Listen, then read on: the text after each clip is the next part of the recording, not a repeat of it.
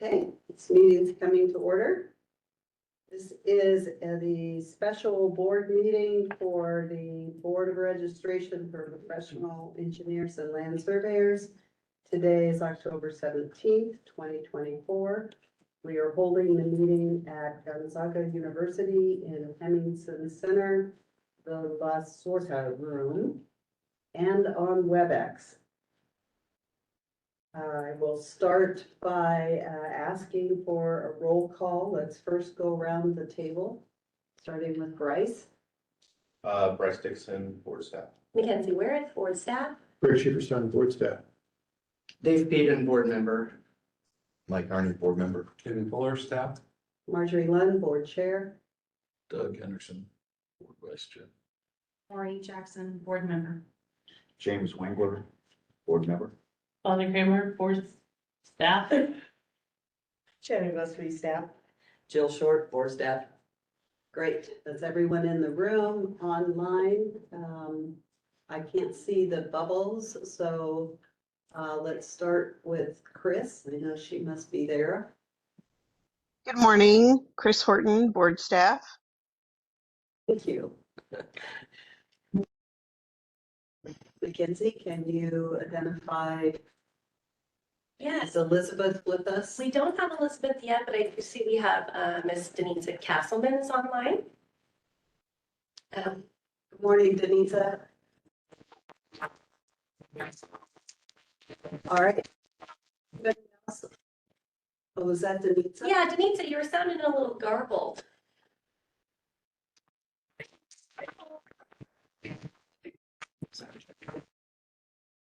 Gee, Yeah, your mic's not clear. You want to work on that? Yeah, still not. Why don't you look into that and we'll get back to you. Is there anyone else online that would like to identify themselves? we have two more. It looks like we have Pat Bealers with us and a Kim. No last Good name. morning. Morning, Pat. Anyone else care to identify themselves online? All right. Let's move on to item 1.2, order of the agenda. May I have a motion? I move to accept the agenda as prepared. Second. Moved and seconded. Any conversation about the order of agenda? Hearing none, all those in favor of approving the order of agenda, please say aye. Aye. Opposed? Motion passes. Item 1.3. Approval of August 8th, 2024 meeting minutes. May I have a motion to approve? So moved. Second. Moved and seconded. Any conversation? I have no adverse comment in it, and I fully support it. I would like to express my extreme pleasure with the detail of the preparation of those minutes. Thank you.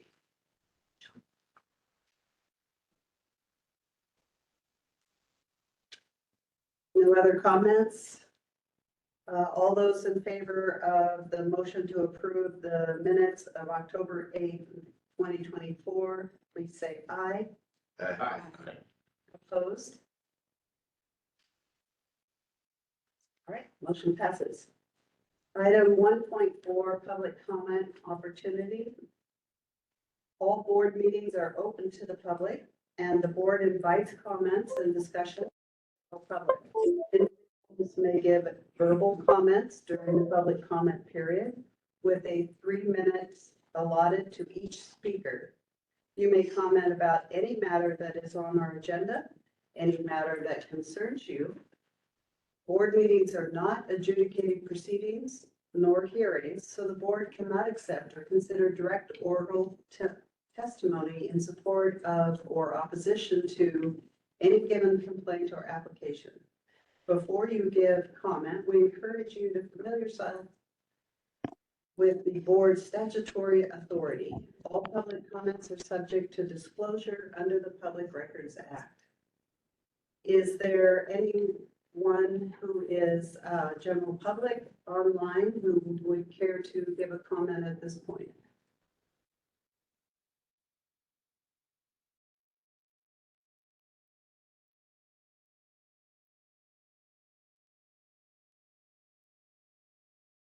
All right, I don't see anyone going off mute. So I assume no comments at this point. We have another public comment section at the end of the meeting also. All right, the next is executive session. Pursuant to RCW 4230-110, and for the purposes set forth therein, the board will move into an executive session portion of the meeting to consult with the board attorney to discuss matters related to enforcement and cases in current litigation. The executive session will last until 10 a.m. Once the executive session concludes, the board will reconvene in open session. It is now 9:06, and we will reconvene at 10 a.m. And so Mackenzie will put those who are not a part of whatever. Okay, we are resumed. Okay, The meeting is unlocked. all right. We are back in open session. And we are going to step back a little bit in our agenda and open it up for public comment opportunity again. Item 1.4. All board meetings are open to the public, and the board invites comments and discussion from the general public. Individuals may give verbal comments during the public comment period with 3 minutes allotted to each speaker. You may comment about any matter that's on the agenda, any matter that concerns you. Board meetings are not adjudicated proceedings nor hearings, so the board cannot accept or consider direct oral testimony in support of or opposition to any given complaint or application. Before you give comments, we encourage you to familiarize yourself with the board's statutory authority. All public comments are subject to disclosure under the Public Records Act. Is there anyone who would like to provide public comment at this time?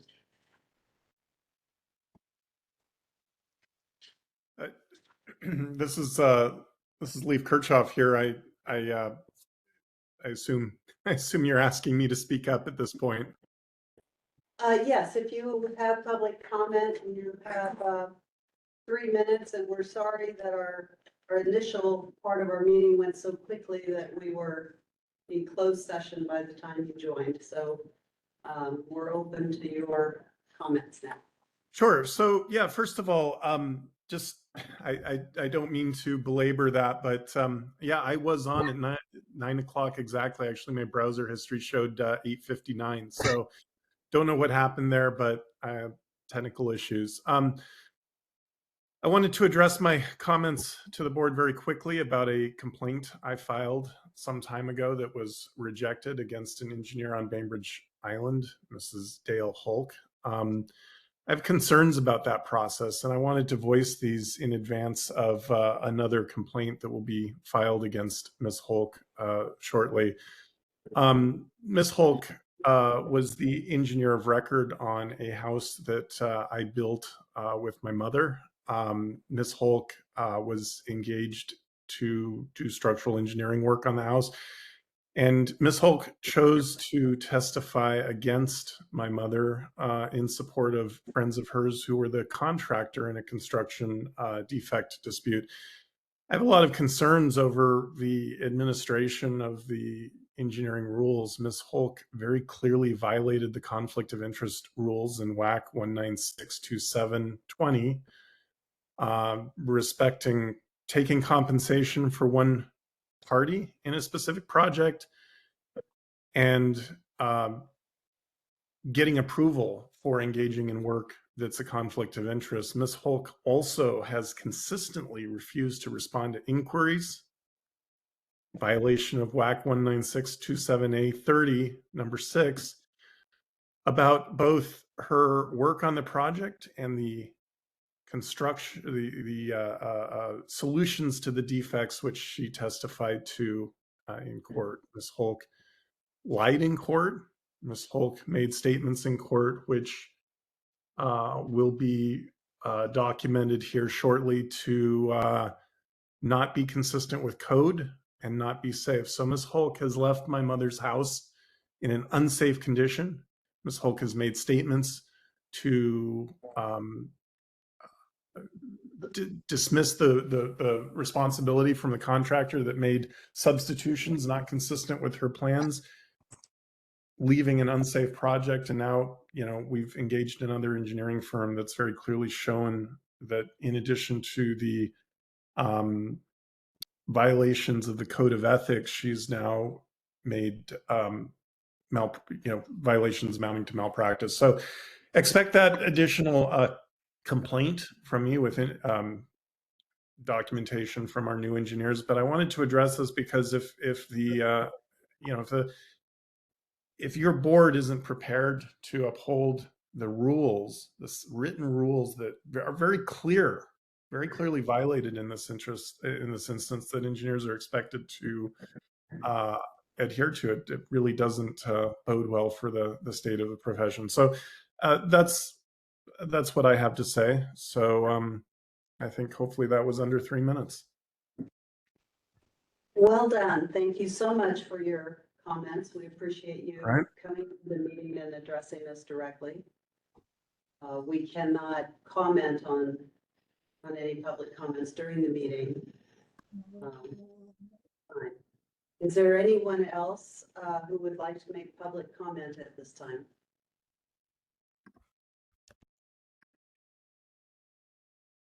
All right, hearing none, we move on to the next section, which is item 2, disciplinary action.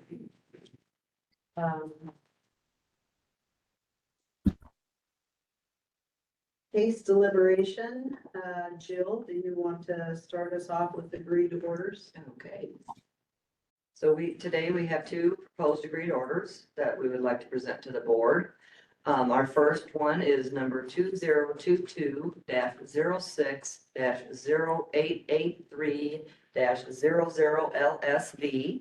The respondent is Robert Rogers, a licensed land surveyor. We received a complaint that he had performed a survey which didn't meet the RCW 5809 or WAC 332-130.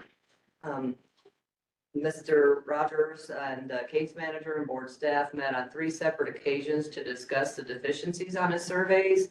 He attempted to amend those surveys, sent them in for review, and after the 3rd attempt, they still did not meet the RCWs and WACs. So we issued a statement of charges. Then we came up with a proposed agreed order. What we're presenting now is what we would like to see for the sanctions, that it would be a 1-year license suspension for Mr. Rogers, which would be stayed for that 1 year, dependent upon him paying a $5,000 fine within 90 days of the agreed order, and also with providing a corrected copy of the survey, which meets all the RCWs and WACs within 90 days. That survey would be reviewed by the case manager, and then if it meets the RCWs and WACs, he will then file it. Okay. Do I hear a motion to approve signing the agreed order? I move to advance order 2022-06-0883, lot LSV, and that's it. Moved and seconded. Any discussion? One little mark on here. I just remembered that I viewed it. It is, and perhaps Denitza, you could address this for me if you're still on? She dropped off. She dropped off, okay. So I'm sure Jim can. In the agreed order, section 5, under 5.1, Sorry, let's get down there. Yes, okay. the very end of it says respondent complies with the following conditions outlined in 5.2 to 5.4. Mhm. I am curious why only 5.4 and we're not saying 5.5, 5.6, 7, those conditions.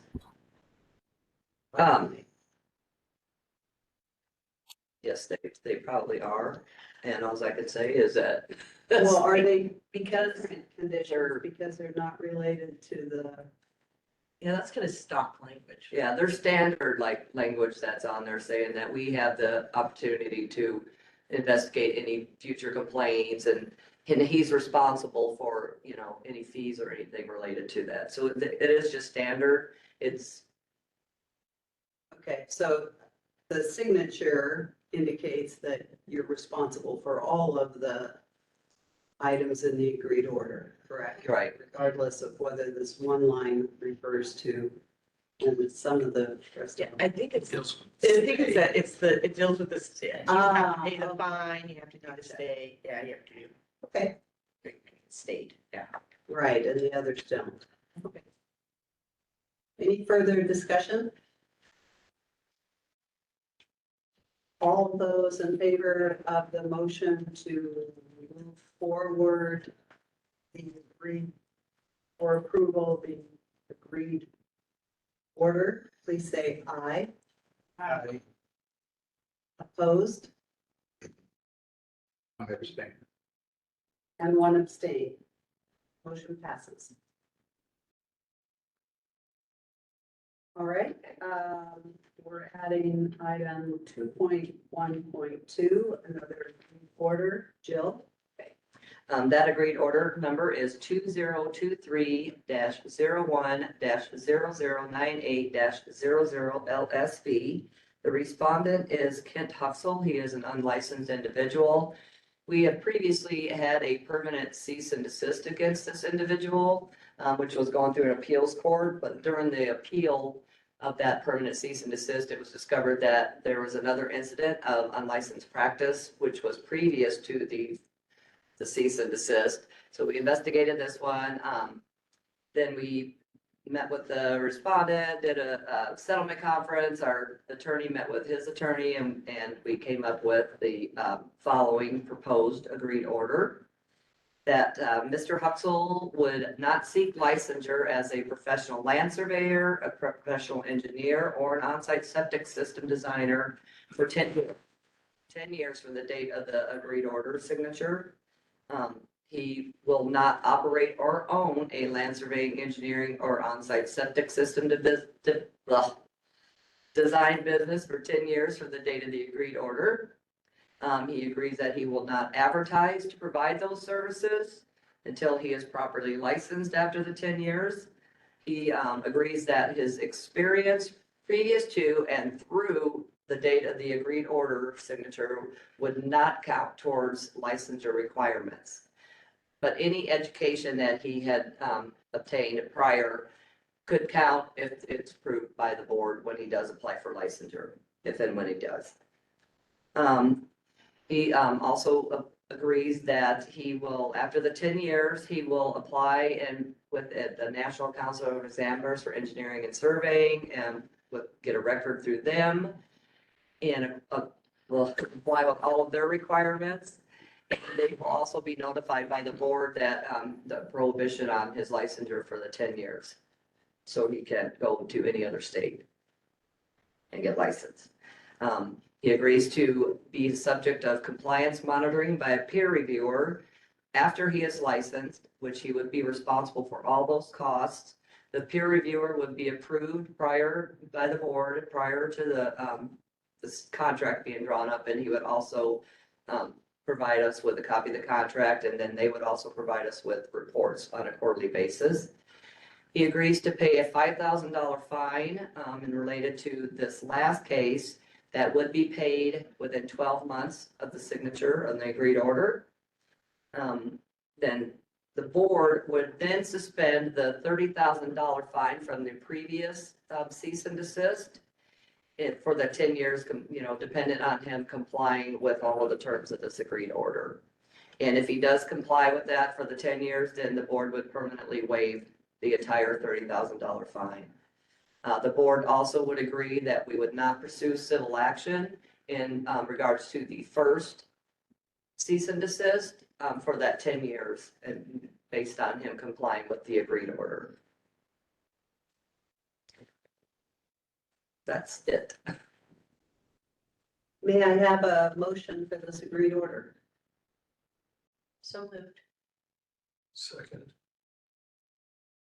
Motion to proceed with the approval of the agreed.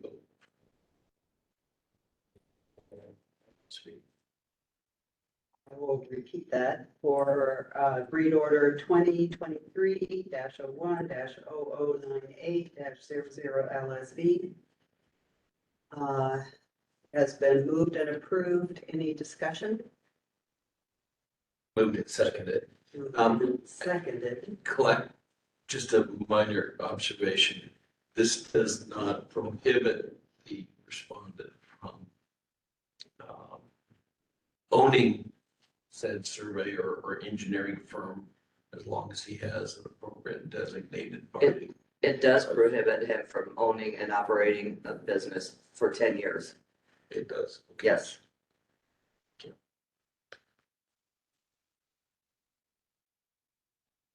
Any other discussion?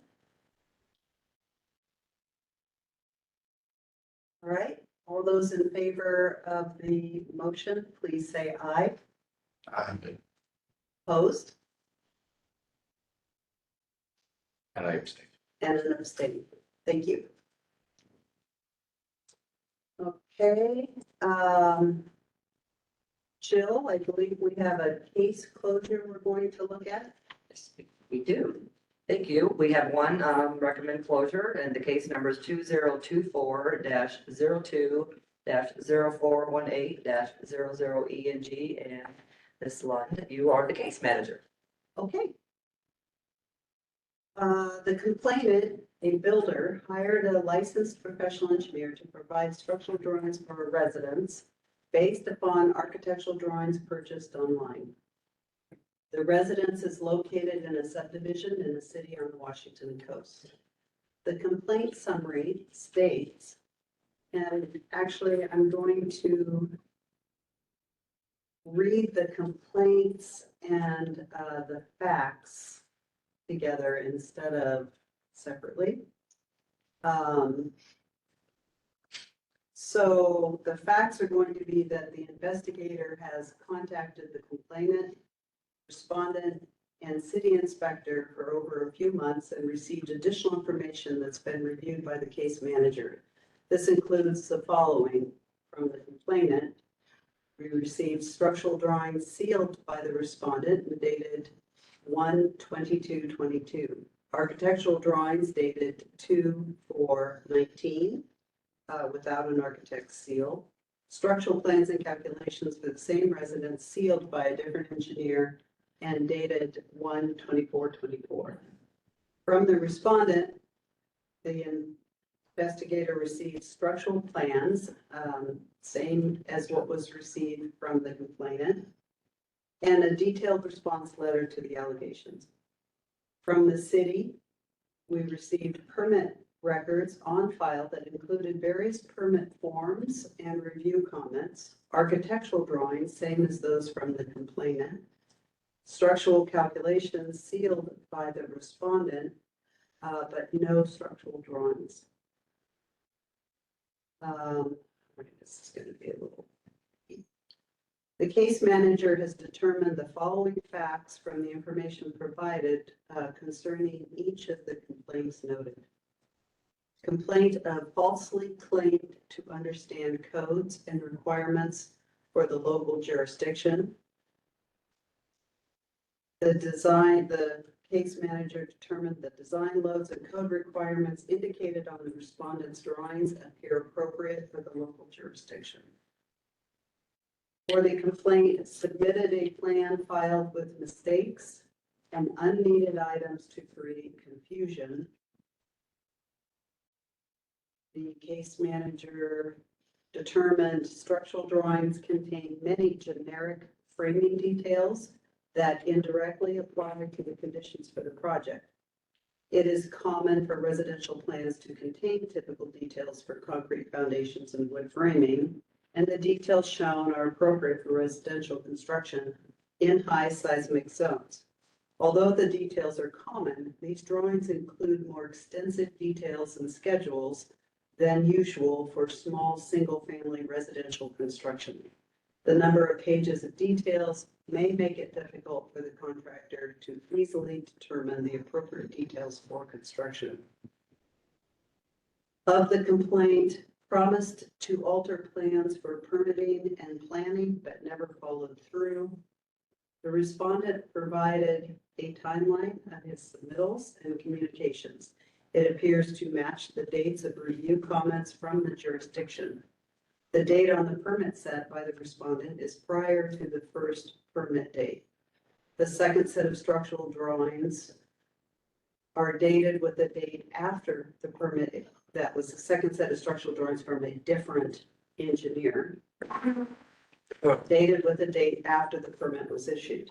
The respondent states that the complainant only contracted with him for permit documents, and he was paid in full at the time. He had offered construction support services, but they were not contracted. All right, of the complaint number 4, he has not answered phone calls, emails, or text messages. It sounds like there may have been difficulties in communication after the contract ended. There's further discussion below. Number 5, we were forced to pay another engineer to redo the entire engineering of our home. The respondent states that in December 2023, he received a call from the building inspector highlighting significant deviations in the actual foundation construction from the approved permit plan. The contractor built footings smaller than the approved plans, and when the inspector asked the builder about it, a month later, he sent him a different set of plans sealed by a different engineer. Later, the builder asked the respondent to stamp the other engineer's drawings, and he refused. It is likely that this was in response to the jurisdiction requiring one engineer on the project. This timeline matches dates within the documents received from the city and indicates first that the respondent did provide the actual permit documents, since the inspector had his phone number, and that the second set of structural drawings were prepared for the smaller footings. A second and third permit form was issued in 2024. Number 6, the city inspector mentioned that he had done the same thing to multiple homeowners recently. The respondent states that he has not performed other work in this jurisdiction. No other complaints are on record. Number 7, the plans he gave us are not readable, sections and details that do not translate. The plans and details are legible and cover the basic framing. However, as mentioned before, the number of sheets and details that don't necessarily apply to this project can create confusion. The case manager recommends closure with no further action. This is based upon the review of the complaint and the disparity with the evidence received by Borkel's and the lack of any visible violation of Borkel's RCWs and WACs. So close with no further action is the recommendation. Is there a motion for this case, number 2024-02-0418? I move that we accept the case manager's recommendation. Second. Moved and seconded. Is there any discussion?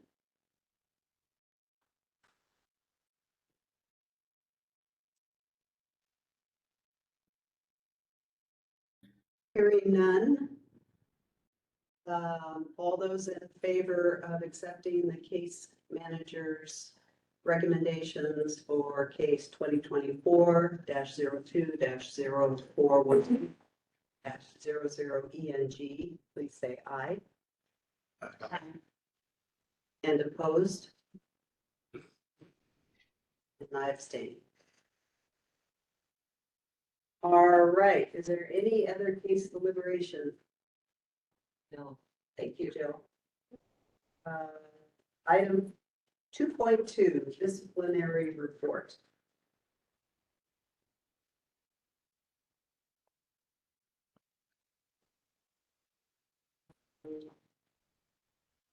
You want to walk us through anything or any comment? No, just the standard, right now, as well as the date of the report, we had 40 cases. We have 12 engineering cases, 27 Lazarine cases, and 1 on-site. And you can see where they are in each of the categories, whether they're in intake, investigation, or case review, or legal. And then the case manager's numbers of cases that they have are also listed there. I don't know if you want me to read them off. I'm sure everybody's had a chance to look at it.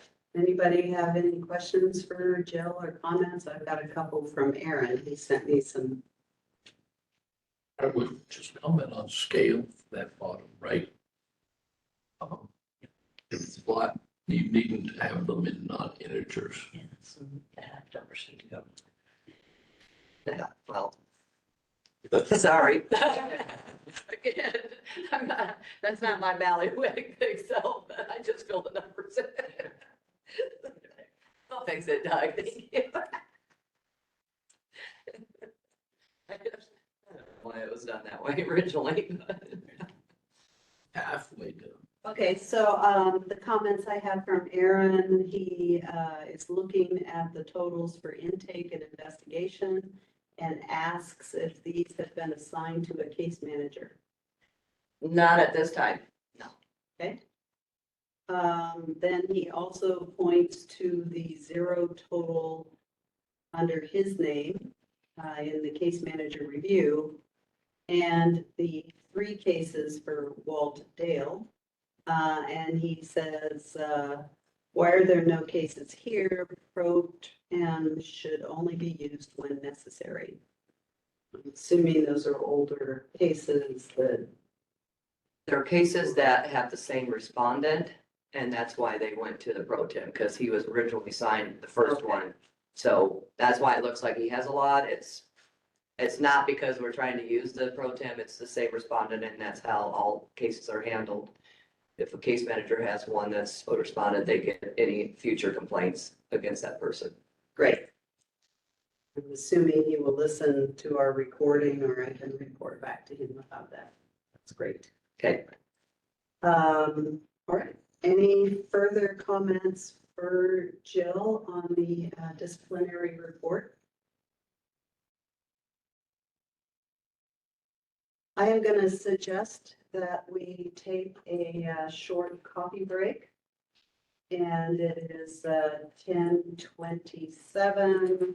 So I'm going to give us a full 13 minutes and ask that everybody be back by 10:40. Kenzie, please stop the recording.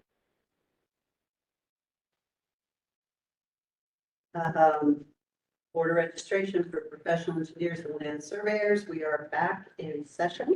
After a short break, it is item 3, committee reports. 3.1 is the exam qualifications committee, and Mike, could you afford to provide us a report?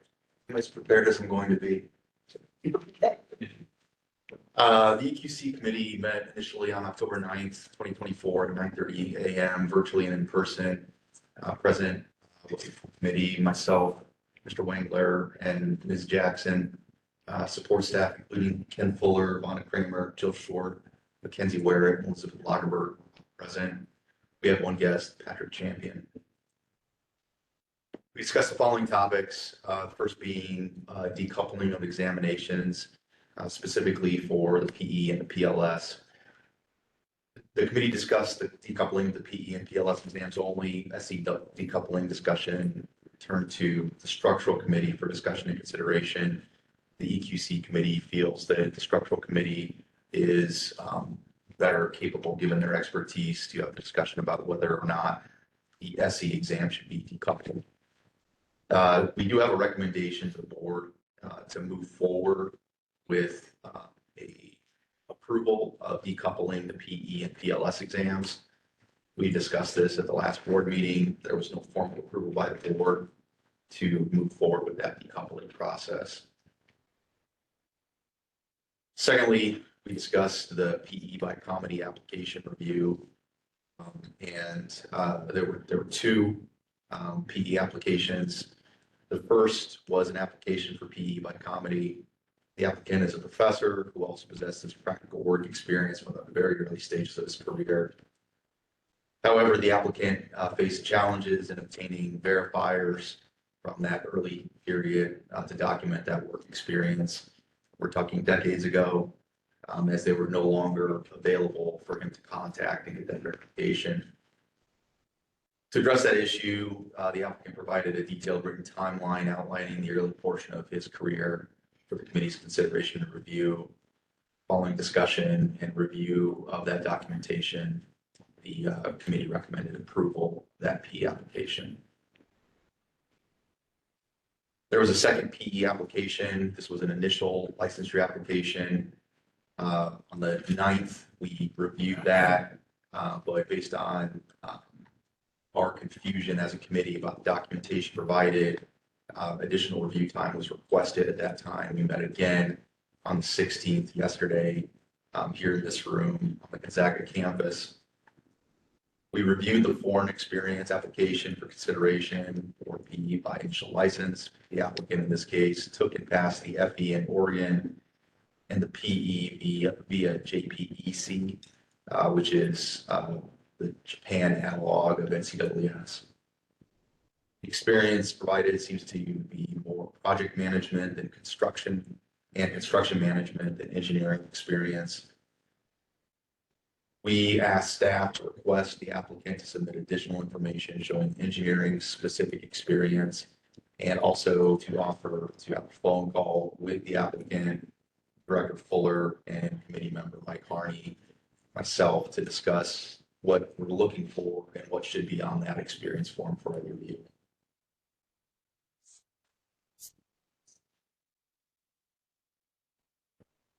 Do you want me to pause for any questions or discussion, Madam Chair? You could pause. Questions?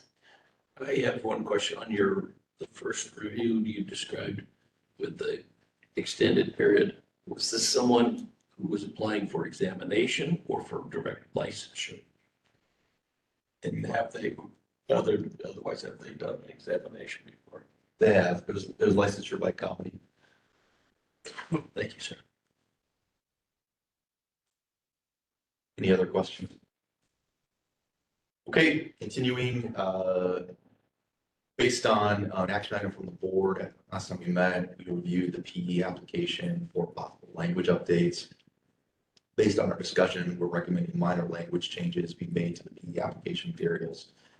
These updates and revisions include revisions mainly to parts of the experience record for clarity.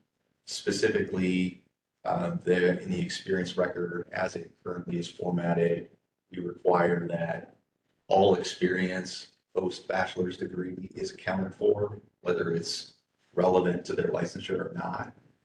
And we, in concert with the AAG, believe and recommend that experience that's irrelevant to licensure not be included on the application form. There was discussion about it being into people's personal business potentially too much. And since it doesn't seem to be relevant at all to our decision to license somebody, we are recommending striking all that language. Any discussion or questions there? Is that on new business? We'll look at the apps.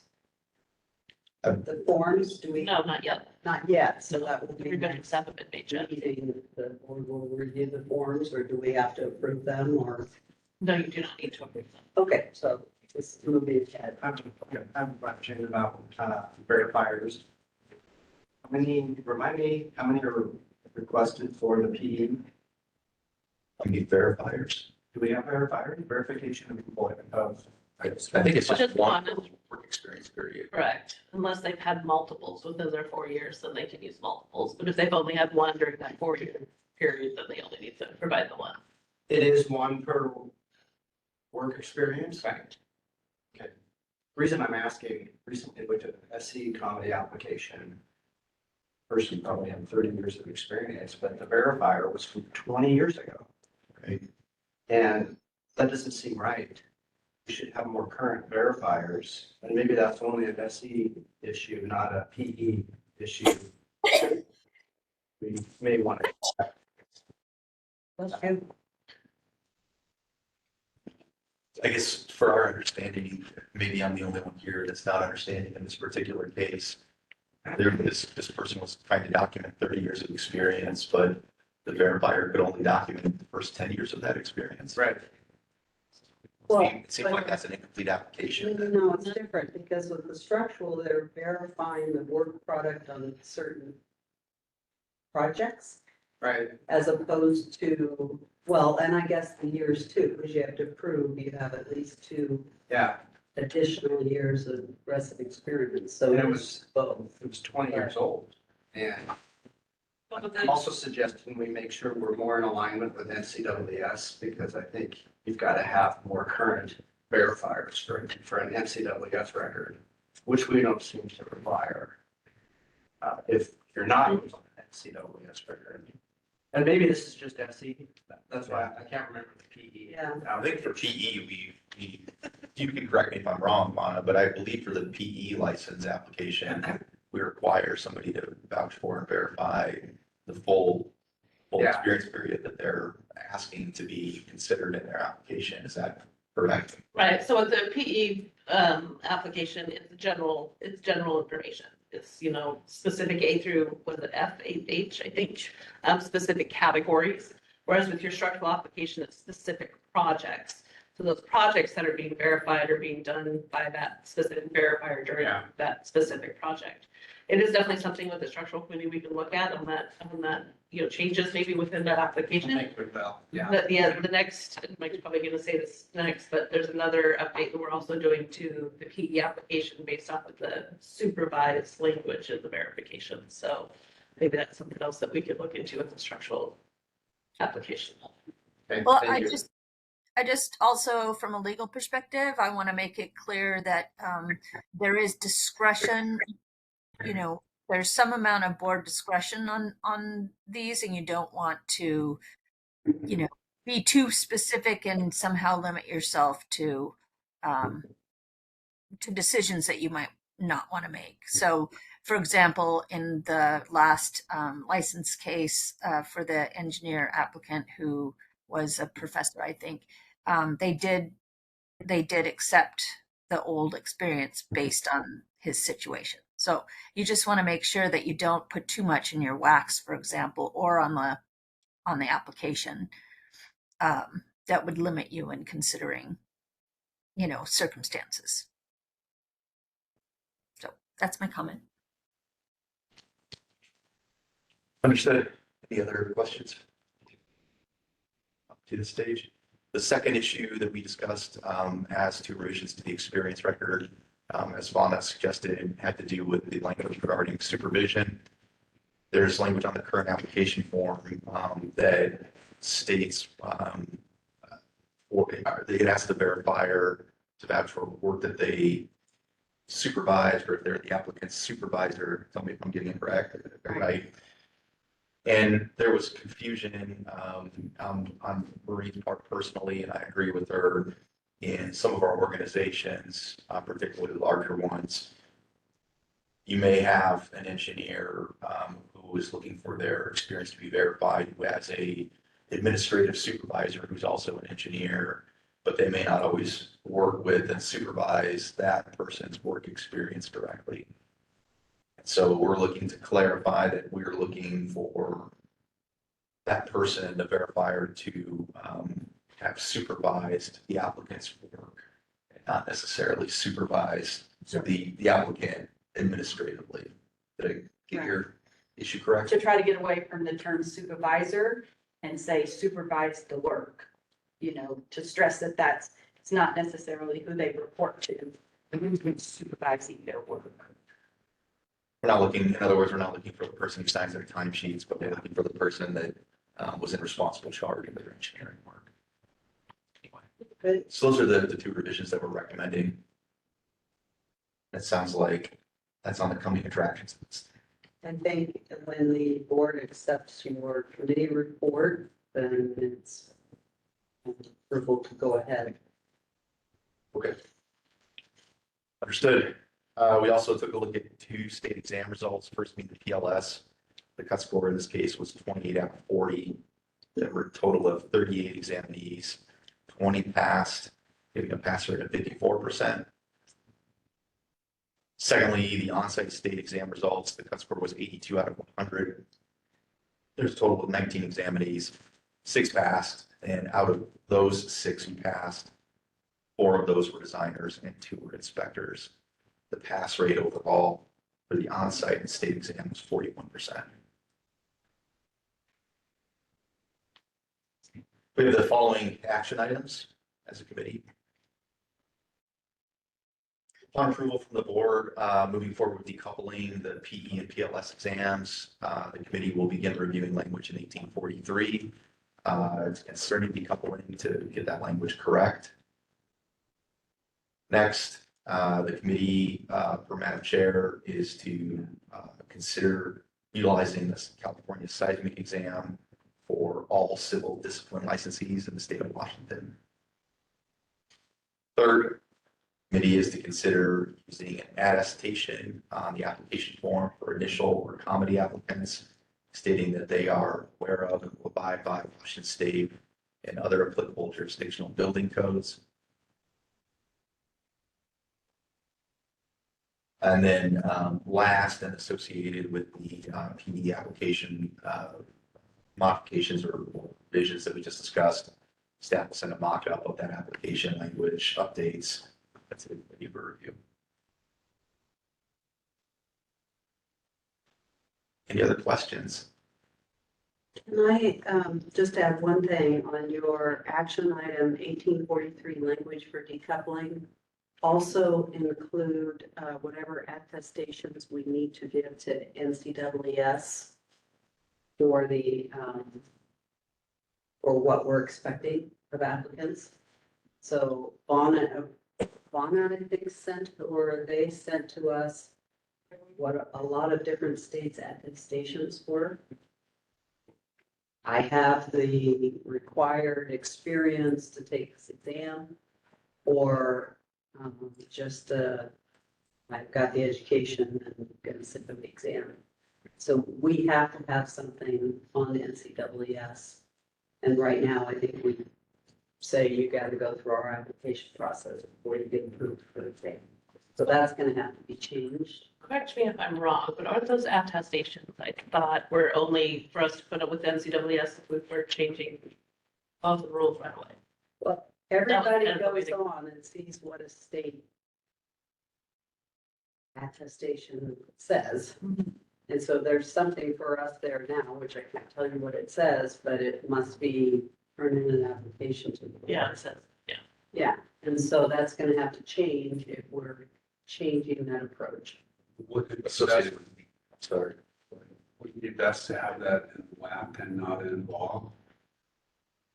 I am saying whatever they do in 1843 to give us the option, that's fine, but they also, when we move forward with the decoupling, they have to prepare this document for NCAAS separately.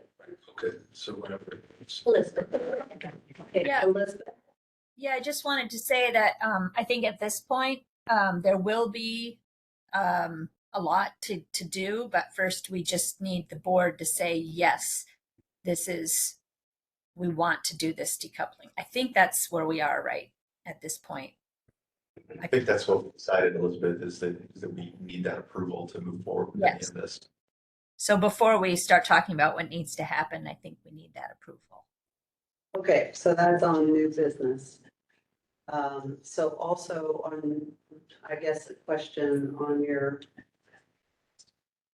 for the committee, did you consider surveying separately from engineering, professional engineering, in terms of our desire for decoupling or not? Because more states have decoupled engineering and structural engineering than have decoupled surveying. So I wonder if that's still needs to be discussed by the surveying committee, or if that's been It was considered. discussed briefly in the EQC committee. Mr. Winkler's part of that committee. He did not object to decoupling the PLS as well as the PE.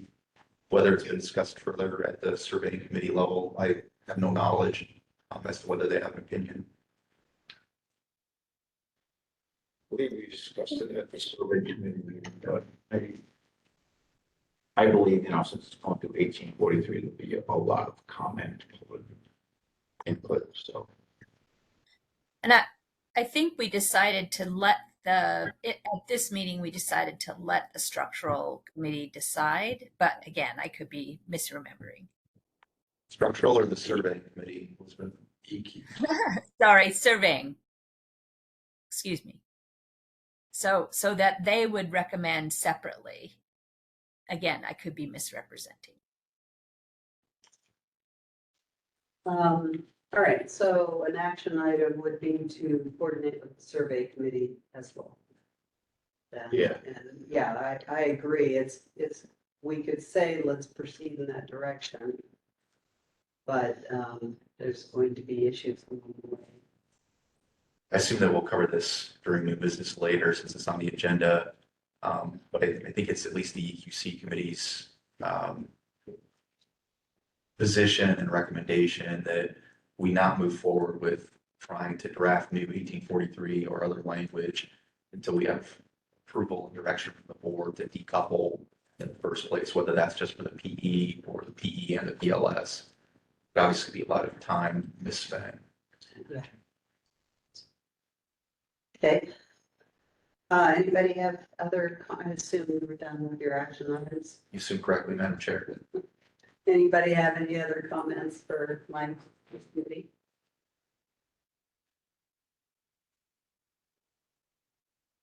I think we've stopped making motions to receive committees, and so I appreciate the committee report.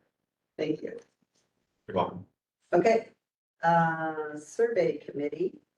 Aaron is chair, but Jim is going to present the report to us today. Yes, and I thank Christine for preparing the report yesterday. So the survey committee met yesterday, the 16th at 9 o'clock here at Gonzaga University Henry Center. And present committee members, Aaron Blaisdell, the meetings teams, excuse me, myself and Mr. Hendrickson. Support staff was Christina Horton, Shannon Gillespie, Jill Short, Greg S.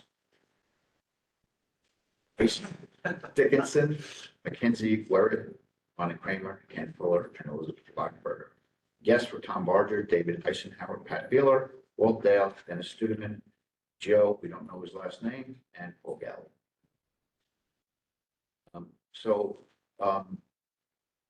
Christine prepared this and she has embedded the action items in the discussion, so it'll be slightly different. I'll tell you what the action items were as we go through this. So the discussion items were PDH compilation of activities from most recent PDH audits, discussions of the review of the activities presented. We noted that the PDH units are mainly from State Survey Association conferences and memberships, and the compilation is a small sampling of 36 audits. So we just want to make note that it's just a small sampling of what's been done, of the number of surveyors out there. Action items from that item was the committee will revisit the sample size in a year, October 2025 survey committee meeting, and staff investigator will continue to track and file audit information. The next item that we discussed was the review of the concise explanatory statement for WAC 196-16-120 to decide whether to recommend the board to the filing of the CR 103. Mr. Hendrickson noted a minor change to the concise explanatory statement. The WAC number was incorrect, and Shannon, as an action item, is making that correction.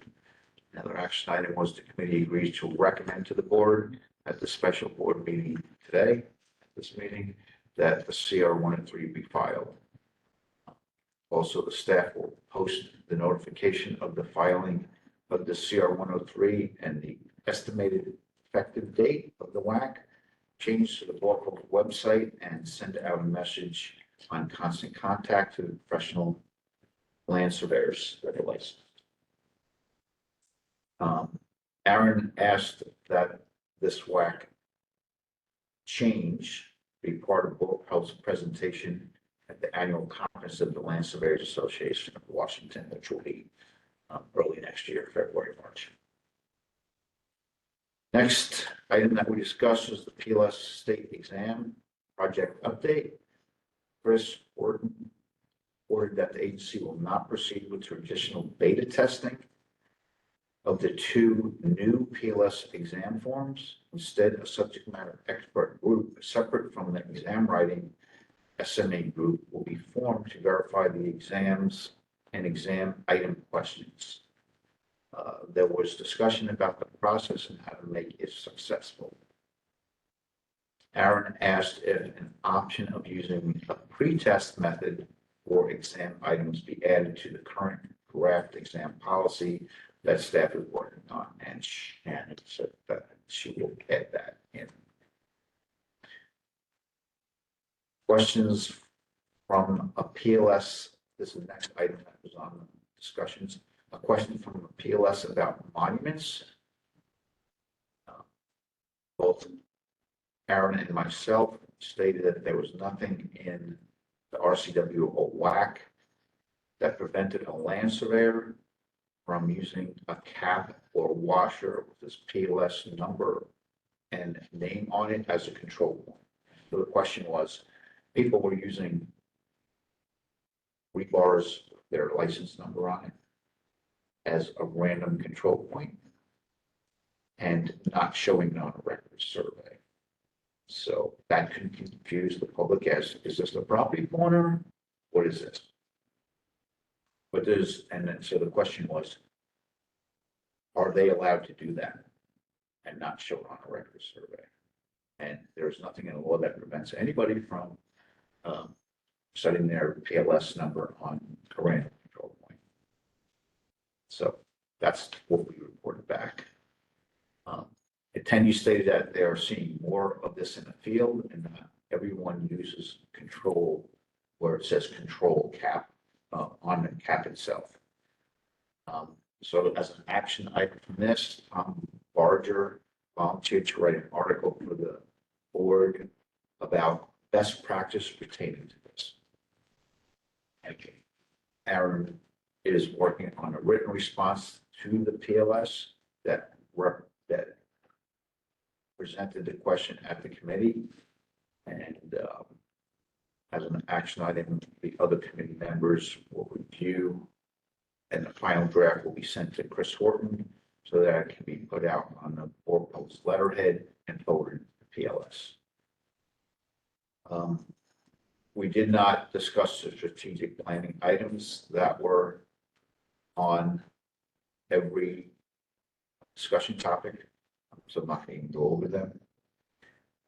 Additional action items for the December committee meeting is discuss PDH carryover. So it's allow some states do not. So we're gonna include that for consideration of calendar year versus renewal year and the intent of the PDH requirements. And we'll report update on a new PLS exam progress and discuss LSW conference presentations. And it's adjourned at 10:32. Question? Comment, it looks like Aaron has joined us as well. Right. Aaron, do you have any additions or comments? No, I do not. I think you're a great stand-in, Jim. I appreciate you be willing to read the report. You're very welcome. Anybody have any questions for the committee?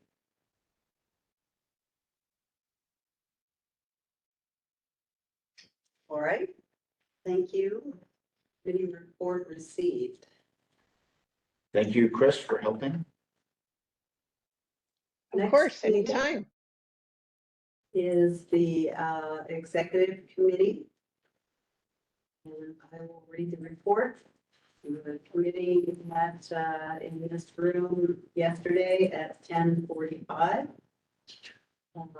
And virtually on Microsoft Teams.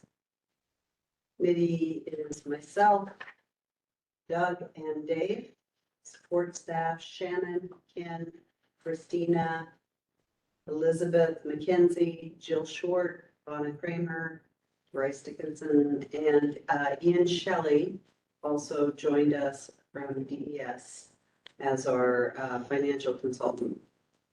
And guest was Jim. And we first discussed the financial report. Ian discussed that the July-August financial memo that is also in the board packet. And the memo shows revenue of 329,000. And the expenses for July, August combined were 316,000. The board's fund balance at the end of August was 1.67 million, an increase of a minor amount, 13,000 in June. We discussed issues concerning new staff that's coming on board and some other expenses that may be coming up. So it looks like we've got more revenue than expenses, but things are always in flux. We'll look at financial reports later in the meeting. So rulemaking for WAC 19626A and WAC 19630. This is concerning our fee increases. Shannon informed the committee that this rulemaking has been divided into two separate activities. One for the amendment of the fees and a separate one for the amendment of the language changes that we're proposing in sections to do some cleanup. A public hearing was for the amendment of fees will be held on November 6th, 2024 at 12:30 p.m. That is a virtual And at board office. and at the board office. And we are under new business going to. There's nothing. That's the November date. Never mind.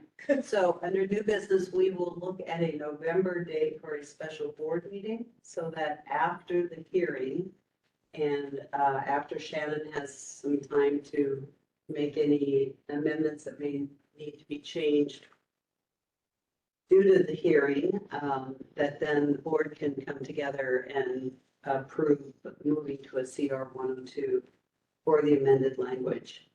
And again, this is just for the fees, not the actual language within the WACs. So we will select that date for the board meeting under new business.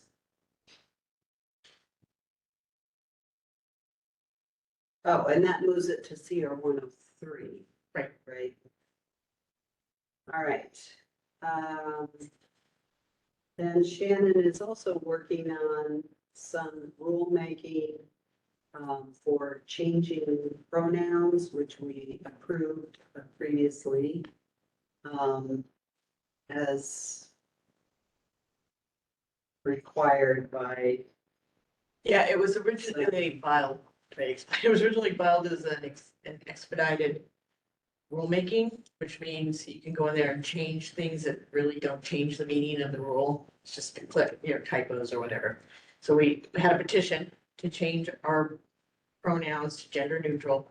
Board voted on it 6-1.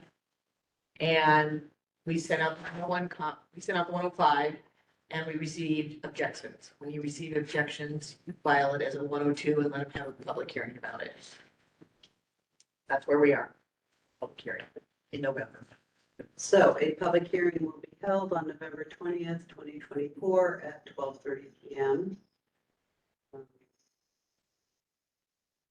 For WAC 196-09-152. No. No, 09, No. 23. Oh, I'm sorry, that's 33 and 34. okay, 33, 34. And then there's 196-09-152, which is new language for new index rule requirements. Required to make searchable public indexes for certain documents, like board orders, minutes.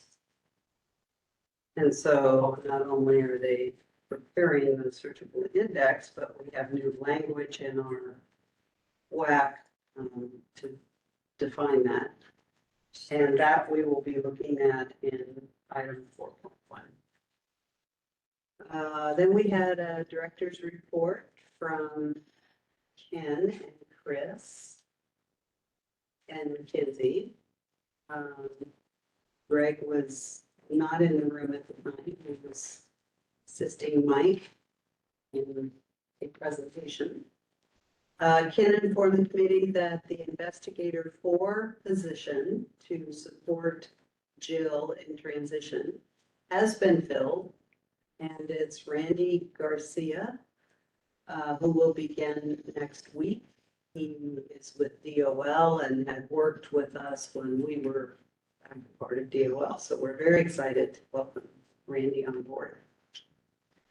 And informed the committee that the brief adjudicated proceedings procedure will be used more to adjudicate simple disciplinary cases. This is going to be one of the special projects that Jill takes on as she's training a new investigator, and hopes to get that complete along with some of her other tasks, like desk manual, that she'll have a little more time for at some point soon. And explained that he and Chris met with the licensing staff on Monday mornings to review license applications, and they are doing this to kind of inform everyone on the consistency with the reviews, and it's just kind of ongoing training, but they're doing a great job with their initial reviews of licenses. Foresight, which is Diane. Her last name Foresight. Gallagher. It's being brought back to help with the complaint tracking system on SharePoint, which has a few glitches and emailing and things. And that process will be updated, and additional training is going to occur for staff for working with that system. Ken also informed the committee that a team culture consultant has been hired to help staff change the culture of the agency. They're working currently with the executive team and will meet offsite with the consultant, and then bring in the rest of the staff to meet with this consultant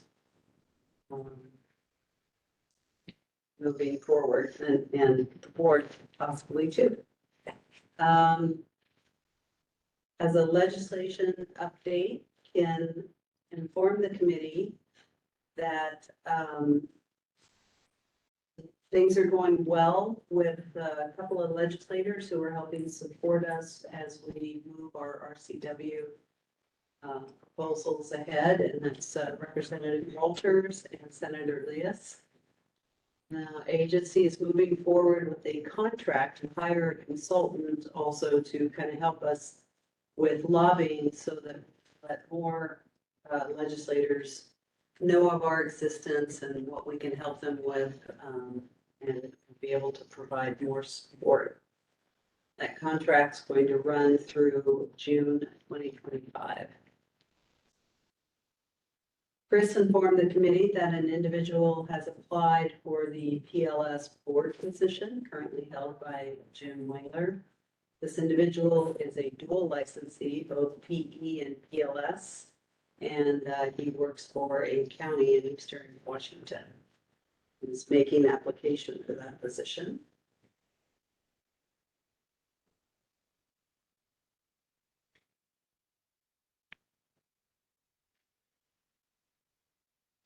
There was something under communication and outreach. Mackenzie gave a brief overview of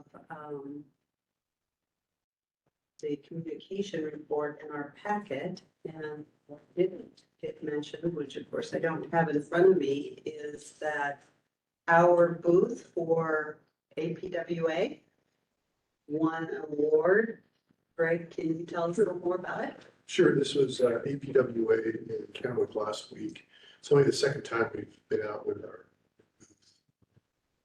and it won People's Choice Award, which by me, you probably wouldn't realize that it was attendees that voted the best materials, the best messaging, best interaction, the best presentation.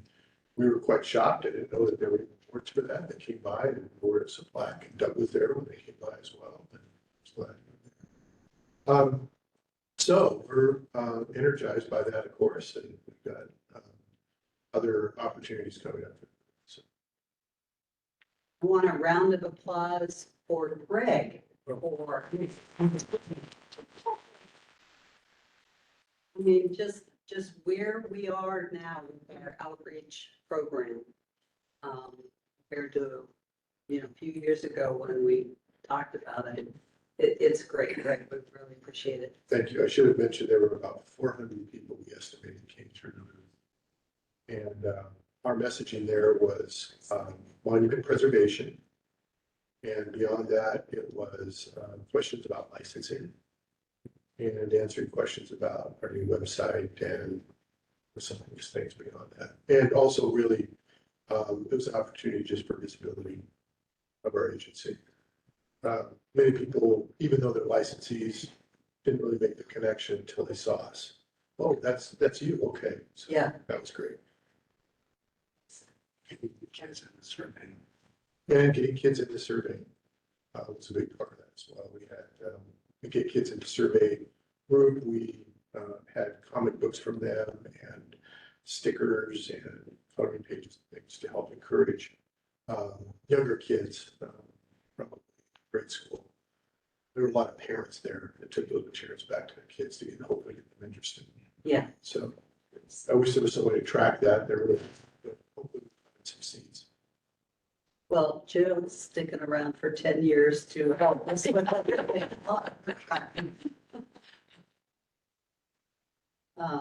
are we doing some communication report out during the director's report later? We can. I've prepared to answer questions or run through this quick. So. We'll do it under the agency reporting. Okay. That'd be great. Do you have a comment? Maybe he'll talk to who won their business card raffle. Okay, it's been brought up. Okay. Each booth was required to provide some sort of raffle. We had lots of prizes anyway, swag, which was really helped including our message across. But our raffle item was a car care kit. We decided And we pulled a card and I called the person and he had no idea. Somebody else must have dropped his card. I think one of his employees was, he wasn't even at the conference. But he sent over an employee who came over and gladly picked up the prize and got some swag and sent her on her way. It was weird, but not what I expected. We just roll with it when those things happen. So. That's great. All right, so that was, should report. The staff is, working on a draft report for, all three of our professions that is kind of an annual update. And this is not something we are required to do, but other agencies have been legislated to provide these report outs with a very specific outline. And so Shannon presented to us the initial part of that, which is actually pretty cool, kind of summarizing who we are, our mission, the number of licensees in each field. And then there's a number of other tasks that she's still working on. So we're going to continue to review that. Eventually, we think it'll go on our website, just as a document showing that even though we're not required to participate in this reporting, we're kind of setting up our reporting in that manner. So it's looking great. Anything to add to that, Shannon? Nope. Yeah. All right, and there's nothing that we proceeded with on our strategic planning items because we were running short of time. But the action item is Shannon is continuing on a report after she completes all of the WAC changes and RCWs that are going forward in the next few months. So that's the executive committee report. Any questions? Yes, I have one. So is the person that's applying for the position seeking a recommendation from the LSAW, and when is that going to occur? Gina. Chris probably has a better update, but yes, has requested an LSAW letter of recommendation as well as. Yeah. Well, I think it was mentioned that it'll probably be at their board of directors meeting in November that they'll maybe vote on that or talk about that. So we might not get the information from LSAW till mid-November.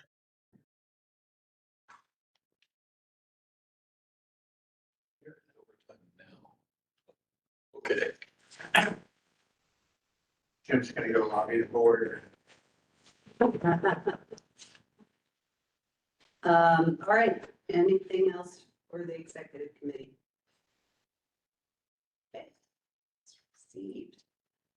Practice committee, Doug? Thank you, Madam Chair. Practice committee met here yesterday in Spokane. So committee members, myself as chair, Mr. Peden and Mr. Blaisdell. We had a number of guests, including Mr. Wengler, yourself, Mr. Hardy and Ms. Jackson. And pretty much all of our other staff present here today, Mr. Fuller, Christine Hullard, and Jill Short, Shannon Gillespie, Mackenzie, Juana, Greg, Bryce, Elizabeth.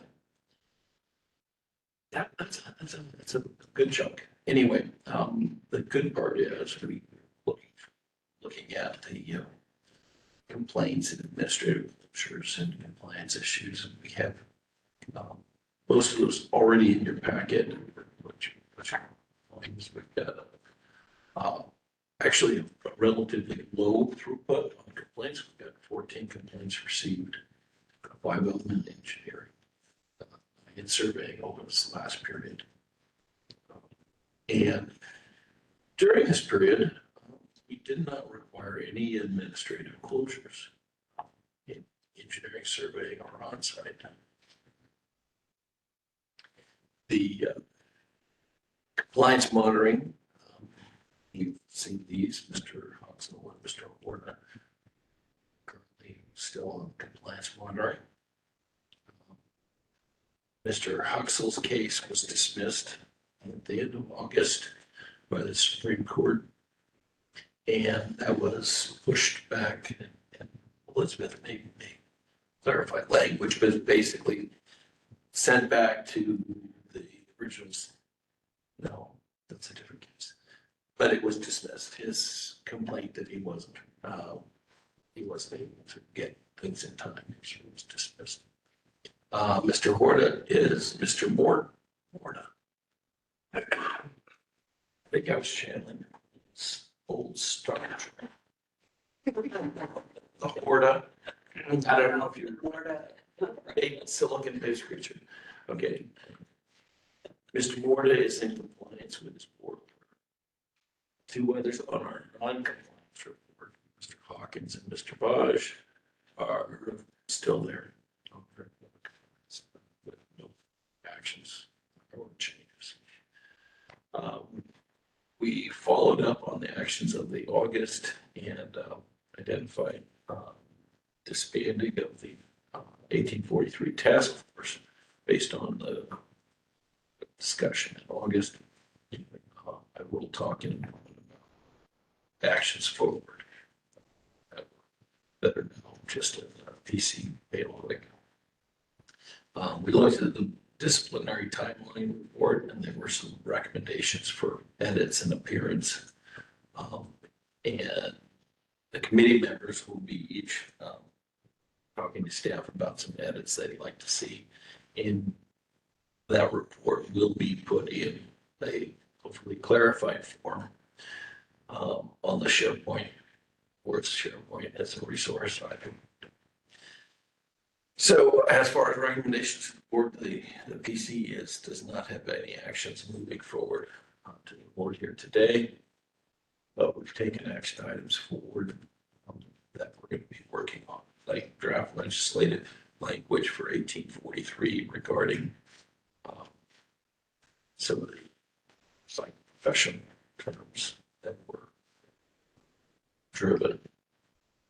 But we're going to be working on checklist for public officials as a subject and interaction topic. And we'll be talking to digital electronic signatures, verification systems, and our PC members will be doing their research beforehand, come in informed of status for those. We have no other strategic planning goals that we're speaking to at this time. That summarizes my report. Anyone have questions, comments for Doug?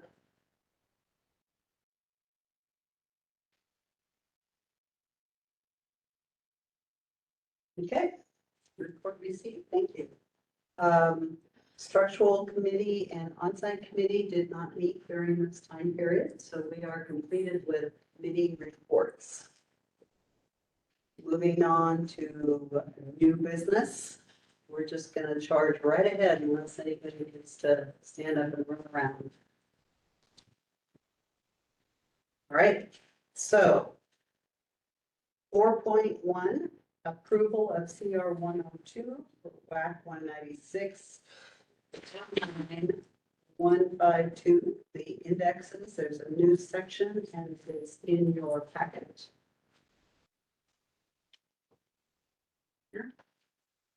All right. Madam Chair, I move that the board advances CR 102.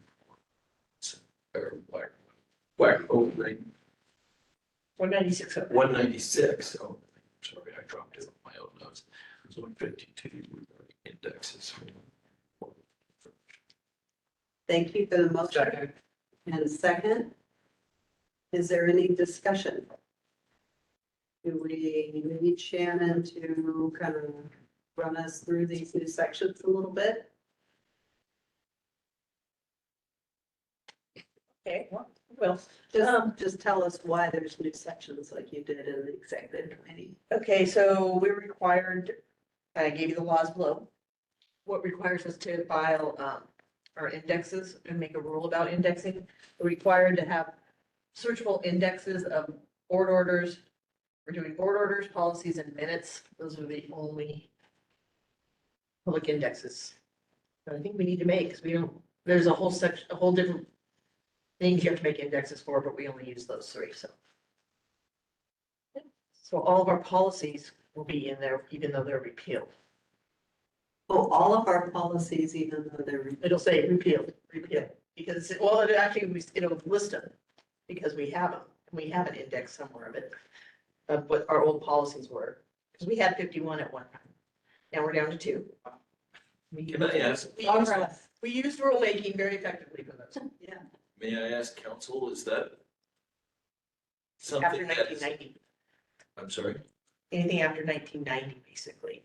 so even though it's not effective on the date the rules would come into play, you still have to have I believe so, yeah. 'Cause they were Yeah. entered after. Yeah, you just have to index everything, and in the index you can say with the title you could say repealed.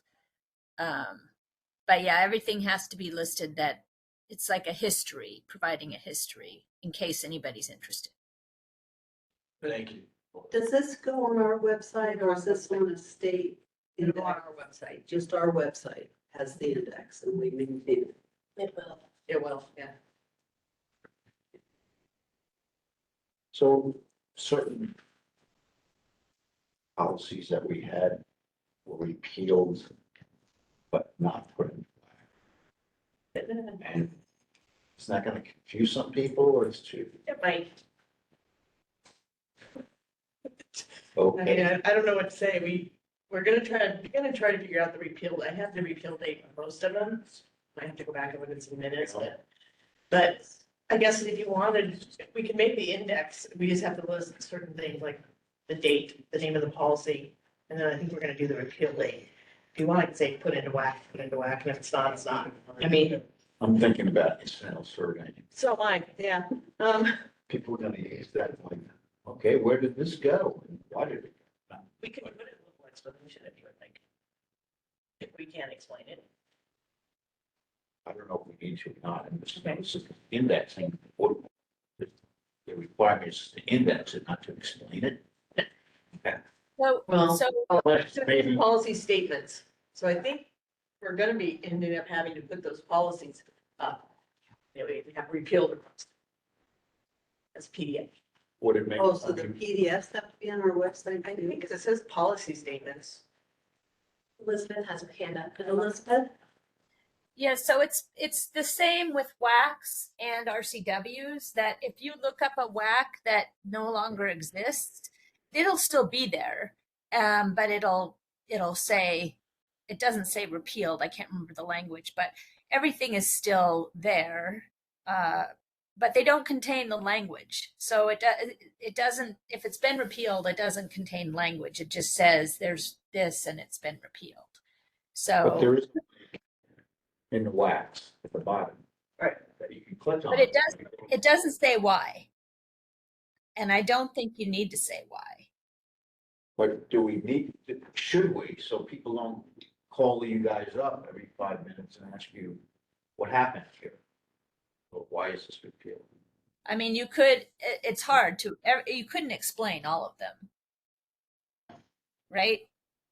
Right. Because you don't even know probably why it was there in the first place. And, you know, there's a lot of explanation that would go in. And if there's a couple of them that you think that people are going to call about, then just prepare a little script or something. But I certainly wouldn't try to explain why. I think that employment would be somewhat iterative and explorative. Yeah, maybe all could. If we get a lot of questions.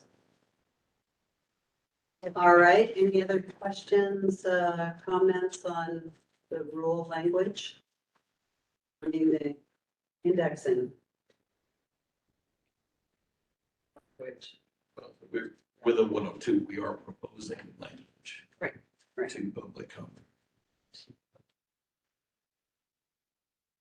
okay, all those in favor of the motion to approve the CR 102, WAC 196.09152, please say aye. Right. And opposed? Motion carries. Item 4.2, approval of CR 103 for WAC 196-16-120. This has to do with PDHs and some work that's been done to review them and update them for PLSs. Have an option? I would be, 196.16, 120, through the CR 103. I will second. Moved and seconded. Any discussion? Questions?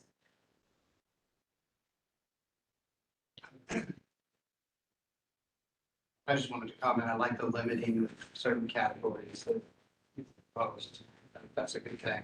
Do you expect any pushback and would comment? We already had the public, We had public hearing. and I was just positive on both of them, so.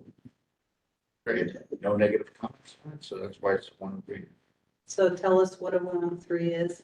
103 is when the proposed language, you file the proposed language for it to become permanent. And so we just have to fill out the paperwork.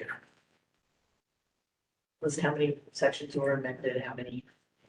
So it could be, And whacked by November 23rd. 20th. Yeah, it's effective 31 days. 31 days is the shortest time you can make it. So we can make it effective January 1st, but we don't expect it to wait 31 days. Great. Good job. Get one to check off your list. Yeah. Yeah. Yeah. Progress. Excellent.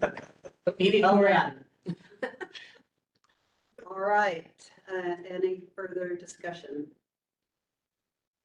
All right. All those in favor of the approval of a CR 103 for WAC 196-16-120, please say aye. And opposed? Motion carries. All right, we're gonna just keep on rolling here. 4.3, recommendation to move forward with the decoupling process for PD and PLS exams.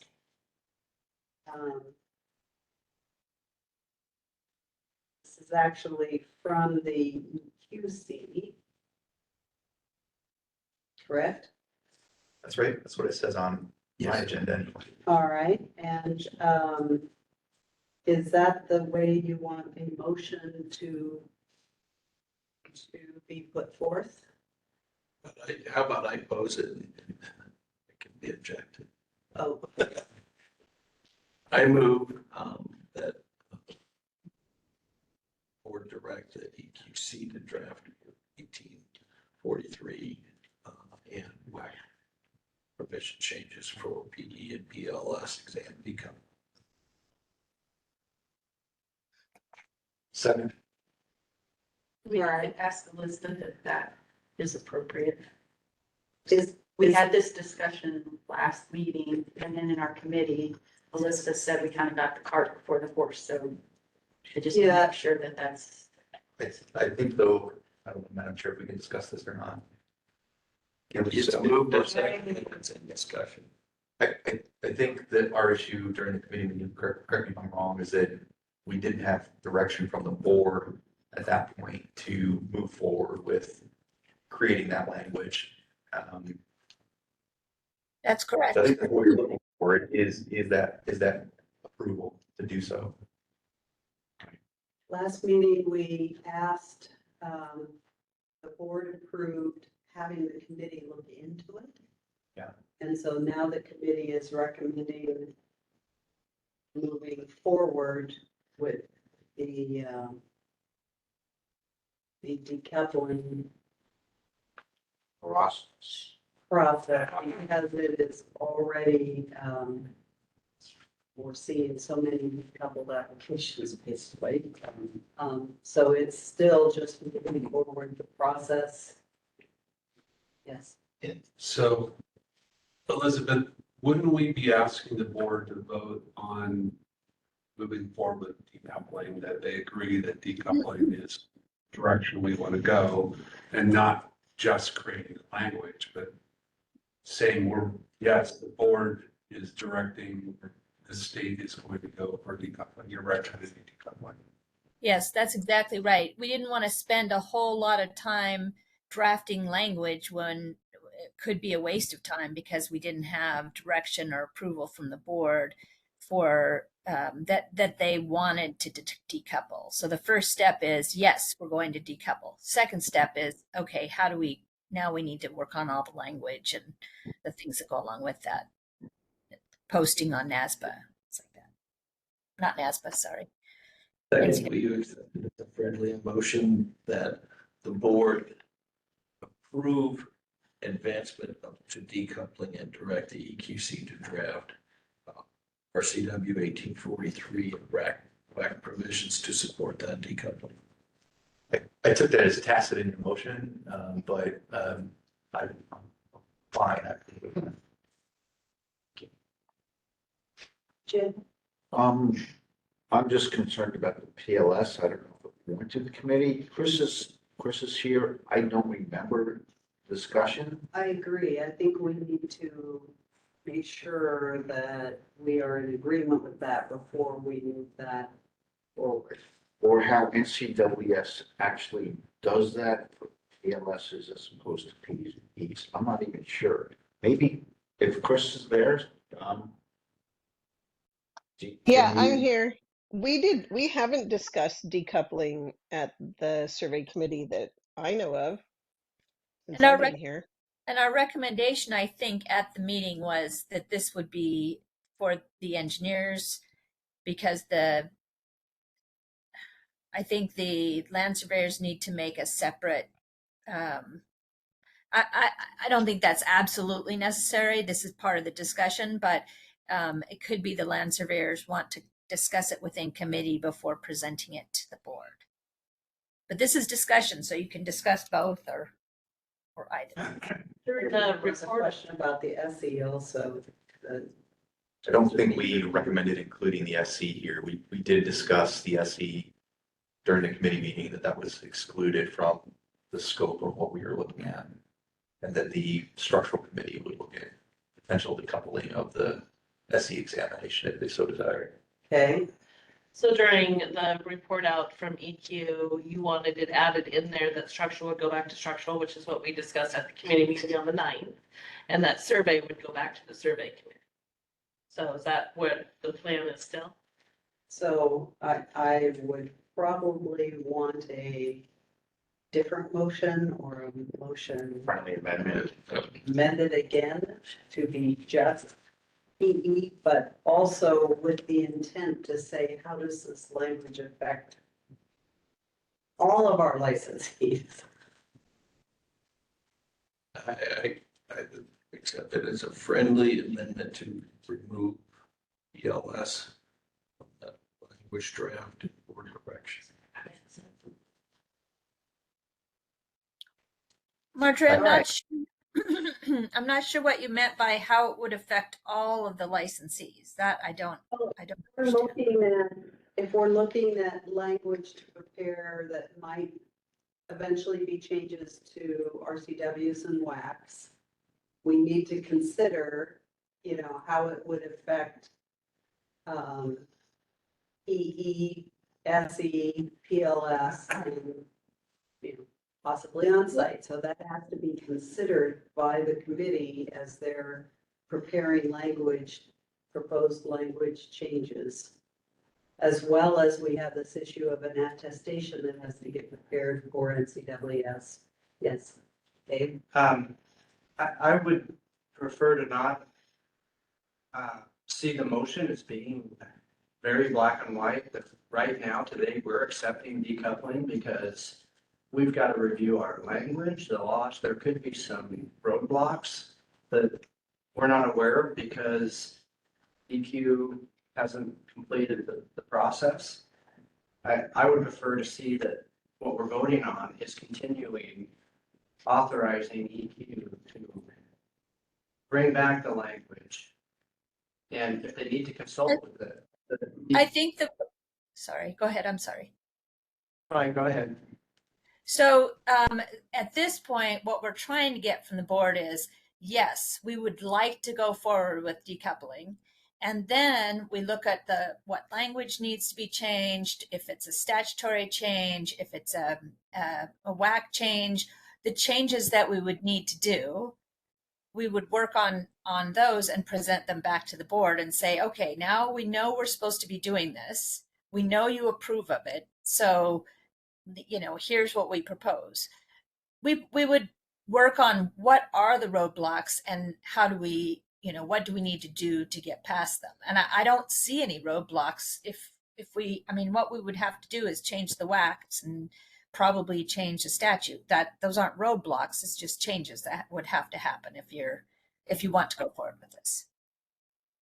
I suggested my colleague who made the motion over here to amend that motion that the board has a philosophical intent to move forward with decoupling for the PE examination only, and further would ask my colleague to restate his motion in its entirety because I'm very confused at this point.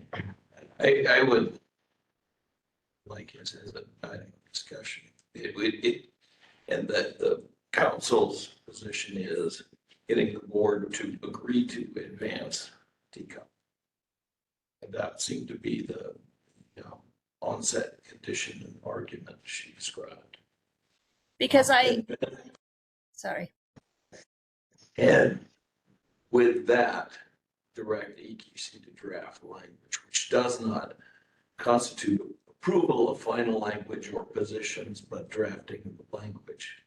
Yeah. So we're getting some waffling on whether or not the board is being asked to approve advancement of decoupling. Then we're going to be looking at the scope of that and the professions associated with that. So But the question was still, my motion was the board approve advancement of decoupling with direction to EQC to draft RCW 1843 and probably 18230. What's the 210. 210? Yes, because that's in scope. That's a restatement. And 18210 for professional engineers and on-site. don't know that We don't have a test for, we don't have a test, so I gotta prompt that part. We don't have to 1843 decouple. and what provisions regarding executive. We don't have to decouple for any of our state exams, ELS or on-site. No, we don't.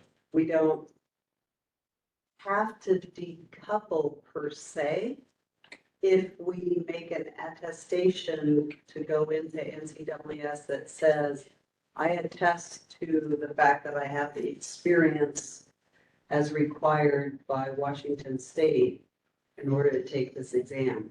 That's Colorado, which basically in NCWS. And so if we accept that somebody is acknowledging that. But the requirement is you have to have experience before taking the exam in 1843 now, so that has to change. Right. Right, so an attestation isn't going to change. Unless we don't want it to change, I think would be it's the same issue with two sides of the coin. If we don't want that to change and we want people to have the experience before they can take the exam, here's my air quotes, in Washington, then I think that chair's point is that there needs to be an attestation, if I understand correctly, added to the NCAA's website or someone taking the exam in Washington that says, I'm attesting that I have the experience required for Washington statute to take the exam. And, Is that and that's an option, right? But that's still, the idea is still that it's decoupling because they're not going to come to you guys anymore.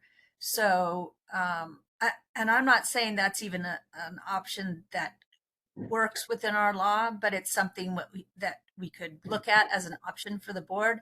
But it's all decoupling, and I think what we need, because I sense kind of that it just keeps getting pushed off without a specific decision. And what we would like is for the board to say simply, yes, we want to decouple for whatever reason.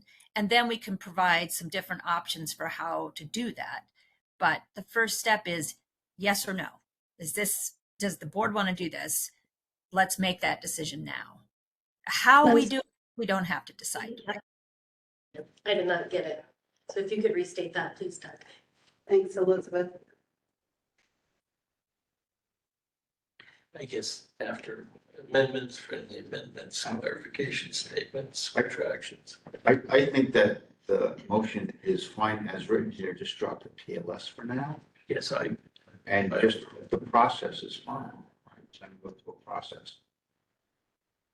So again, you probably have it, most of it, clarify it, and for my second, that the board approve advancement of decoupling and direct EQC to draft language 1843 and WAC vision changes to support EET. Thank you. And this for second. I concur. Okay. And Mackenzie, you're comfortable with that? Yeah, You Bryce got it? will reconfirm and make sure we have the same thing. Yes. Okay. Yeah.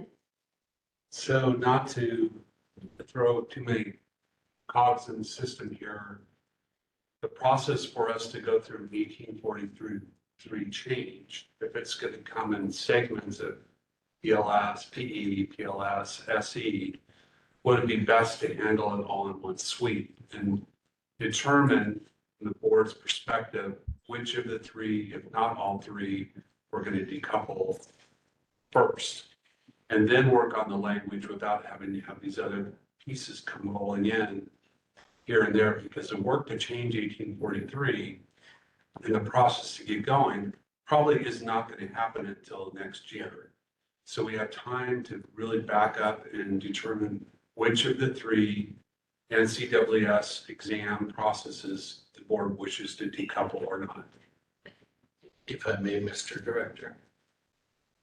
I made that motion in full cognizance of the expected calendar of operations and with the directions of the structural committee, survey committee to begin there and assure their questions of advancement such that they may bring that back to the board and supplement this action in EQC. Okay.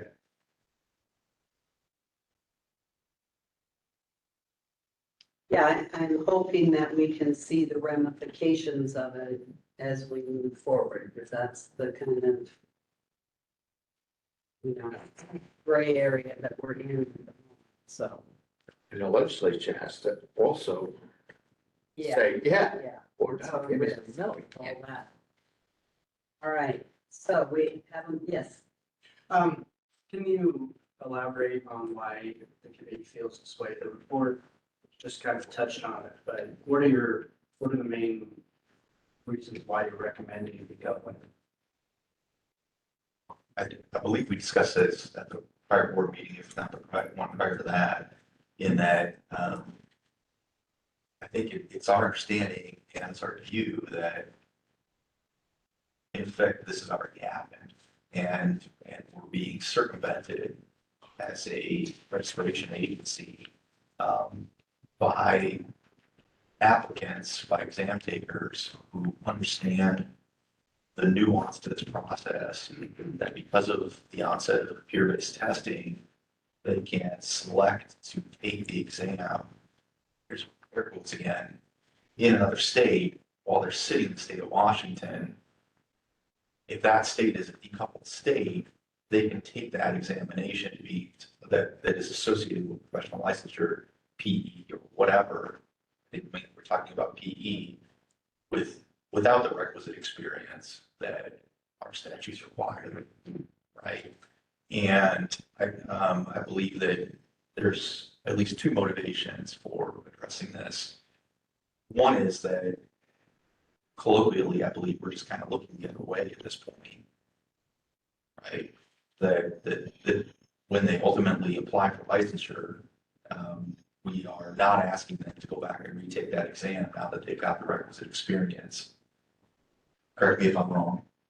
And then secondly, that it puts those potential applicants who are not aware of this loophole and circumvention process at a disadvantage for licensure. If one believes that taking the licensing examination much earlier in one's professional career is an advantage. And I think many people do. Another argument there is fundamentally administrative. That is, we don't get the money for the exams. They're going directly to NCE. Yes, if they have to come through us first, that's actually more an administrative burden that would be relaxed. Yeah. But that's true for all three professions. So I guess my point is, if it's one, why not for all? SCs, PEs. So one argument is that the train left the station, but is the other, do you agree that it's better for the public safety and welfare that we let somebody take the exam before they have adequate experience? I think that depends on what that exam is intended to do and what it's intended to test.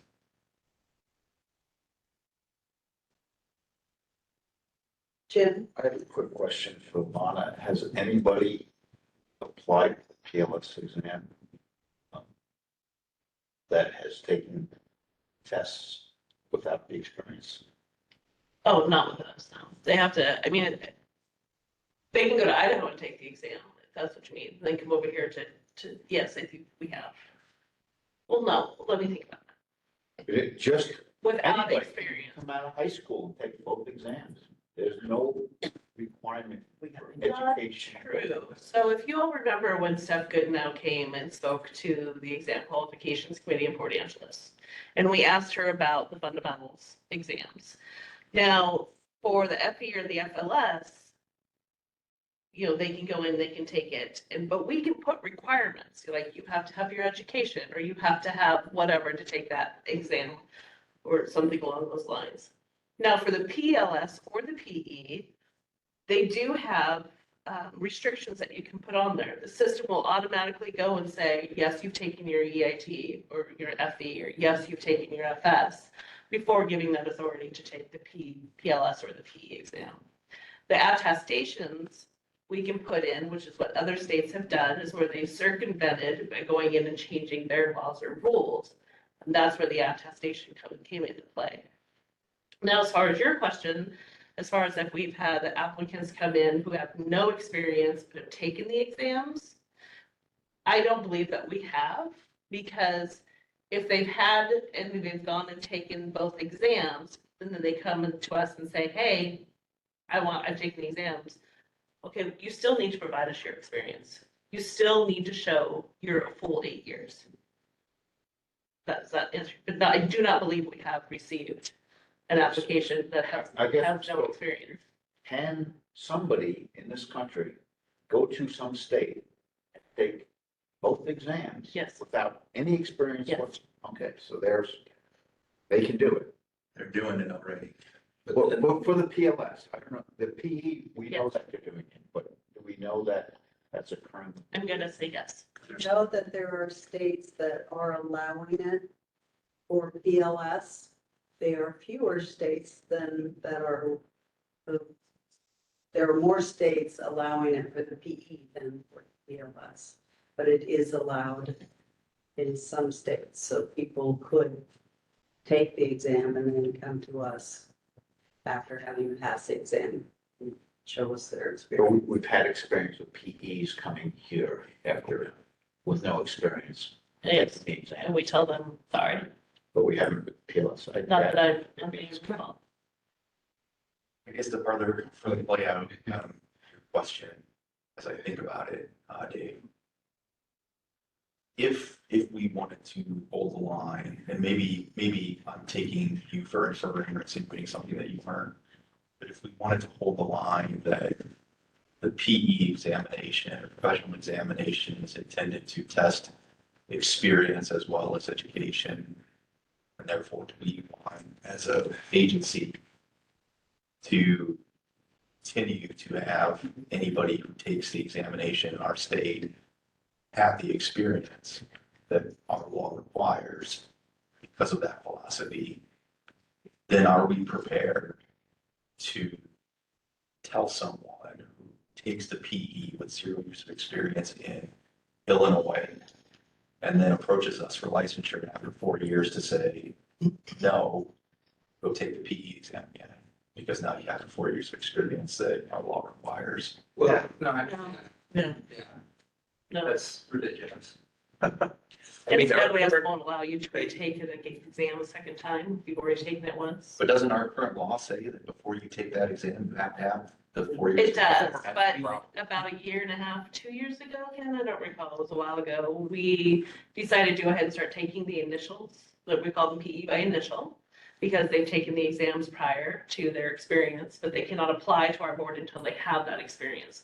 So just as long as they've completed both of the exams and they have their experience, then we can go ahead and move forward with licensure. We do require. I'm not looking at the regulation here, but isn't that? It was approved by the board about a year and a Yeah, half ago. I think Elizabeth told him it was, it's a risk, Yeah. but But there is no other option.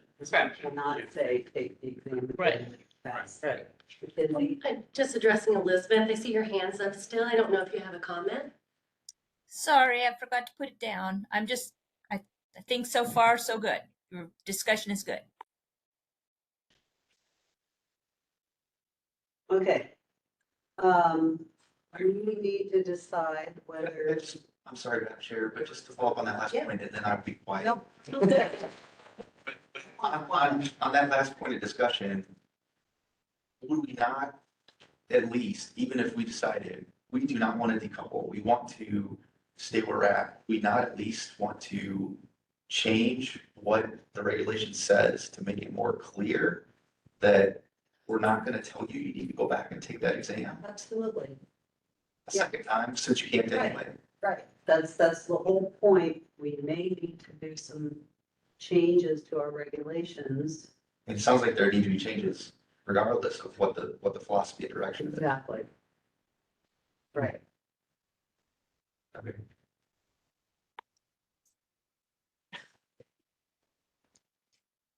Any further discussion? Do we need to read the motion back again? I think we have it, but Elizabeth did raise her hand again. I did. Thank you for recognizing me. I want to go back to the last comment, which was, don't we need to make changes anyway?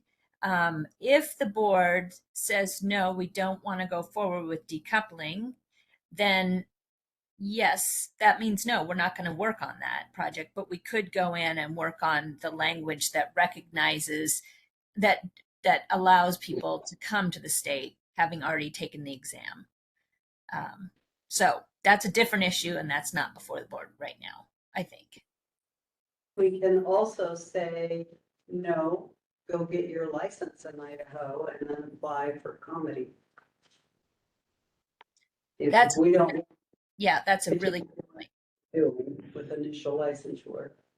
Yes, that's an excellent point. But again, first decide that is a good option, but that's outside of this motion. That not constitute a barrier to licensure in our state by making them pay extra money to get a license they don't need. This is a changing times. Yeah. What are we gonna do? Apologies, I promised to shut up. I'll be meeting at this topic a lot. I'll say it again, I think I've said it before, it just seems to me like how things are changing, we've really got a supervised experience. It's really our only, Absolutely. our only recourse. I agree, we've got to make changes because I feel like half the world is decoupled, so, you know, we need to make some sort of change. I don't have to agree that it's the best. And I don't, which means I think we've got to look at experience more critically. Because it's not a practice and experience integral exam anymore, the principles. Well, Exam. so I do want to add to that comment. Having sat in on, a couple of the cut score reviews on exams, and in my role in the engineering or examiners for professional engineering committee, people are writing exams for someone with 4 years of experience. And that hasn't changed. They really pushed that with the specifications for the exam and the exam writing and the cut score setting. Not, think about what somebody with a few years experience. And I realize that maybe they're not as practical as we would hope them to be for PEs, but that is the intent of the exam writing. I understand that's what they're doing now, but as the metrics come in that, wow, this problem is too hard, people aren't passing it, and they throw those questions out, it's going to get diluted now to more principle only as time goes on. Well, they have the exam committee look at it and compare it to what the cut score setting committees have done. So hopefully they are considering that, yeah, there's more people now taking it that maybe aren't as experienced enough. It would be theoretically interesting to the examination as is if it's written that way. And as this decoupling process plays out across the United States, see whether the exam scores decrease or not. When Right. people are taking it without experience. It sounds like that we'll never really get that data because of what you just said potentially. But Yeah, we currently are modifying it based on results. They are tracking cut score for every year for every one of the 39 exams.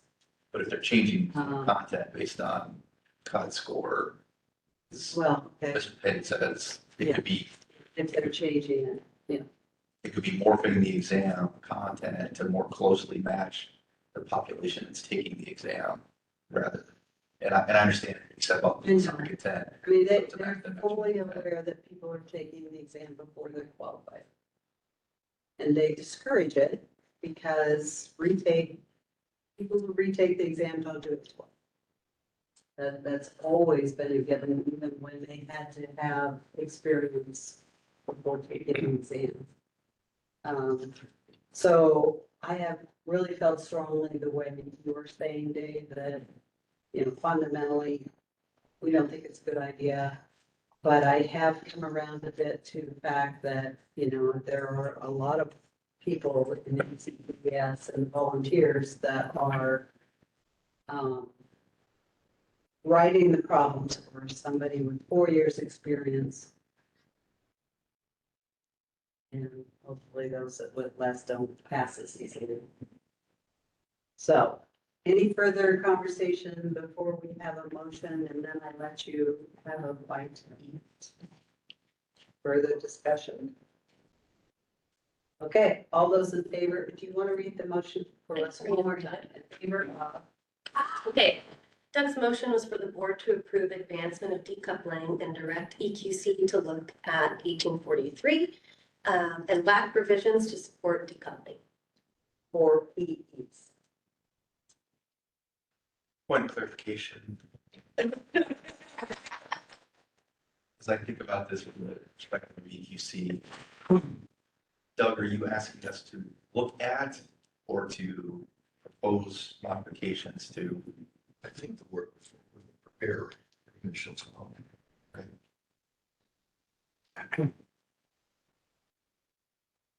Any further points of clarification? Okay, all those in favor of the motion, please say aye. Aye. And opposed? Motion carries. All right, it is 12:10. If everyone is in agreement, I would like to still come back at 12:45. Instead of our full 45 minute break, cutting it down a little bit. And lunches are in the house. And so do you want to stop the recording, and we'll be back at 12:45, gang? Okay, we are back on, recordings on, Yes. back in session. All right, item 4.4. November meeting date. In order to get the filing of the CR 103 for the fees after the public hearing on the 6th of November, and giving Shannon a little bit of time to prepare it. And so we would like to propose dates in November. And I'm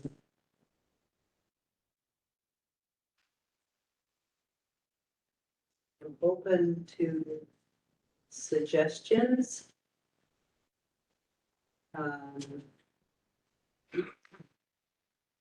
If it is between the 12th and the 15th, I'm in Greenville for a structural facts meeting thing. You may or may not be able to participate, but Doug could run the meeting. Still potentially have a quorum. The week after that is free, and Thanksgiving is way late, the 28th of November. So did Aaron, and now I've got to shuffle all the Aaron papers. Did Aaron give us a comment about November? I think so. We see some. October data. About November 20th. Does this have to be in person or virtual? This is the virtual. And it should only last less than an hour. All right, Aaron is not available on the 12th to 15th or the 27th to 29th. 12th to 15th. So let's just say, what's everybody doing on Monday the 18th? Work. That's a yes? Sorry, I couldn't hold my excitement. That's what Shannon and I had kind of hoped for. Okay, Monday is a day that staff is working. Monday the 18th, is there? I haven't, I've got SPE. Otherwise, yeah. Okay, mornings or afternoons better for those working? I have a jam-packed day for me, but okay, it's only gonna be an hour. I can try to shuffle everything else. If that's the best day for everybody else. Yeah, end of the day or beginning. I would go for afternoon, Monday mornings. Not good. 4 o'clock. Okay, this is we've already approved the fees. It's gonna be a 15-minute meeting unless the fees have to change. Yeah, unless there's a really contingent. We're not asking you to look at any language. If there's a real pertinent reason why the fees have to change, then, we may end up not moving forward even. Yeah. If something serious happens, but as of right now, About 2 p.m. on the 18th. 2 p.m. and going. Let's schedule it for a half hour. I don't think we even need to schedule a whole hour. So 2 to 2:30, Monday, the 18th. November. Okay. Okay, So do we, was that a motion? We need to approve that? selection of the date. Don't, Correct. I'm going to direct it. Staff, please prepare a Teams virtual and in the office meeting for 2 to 2:30.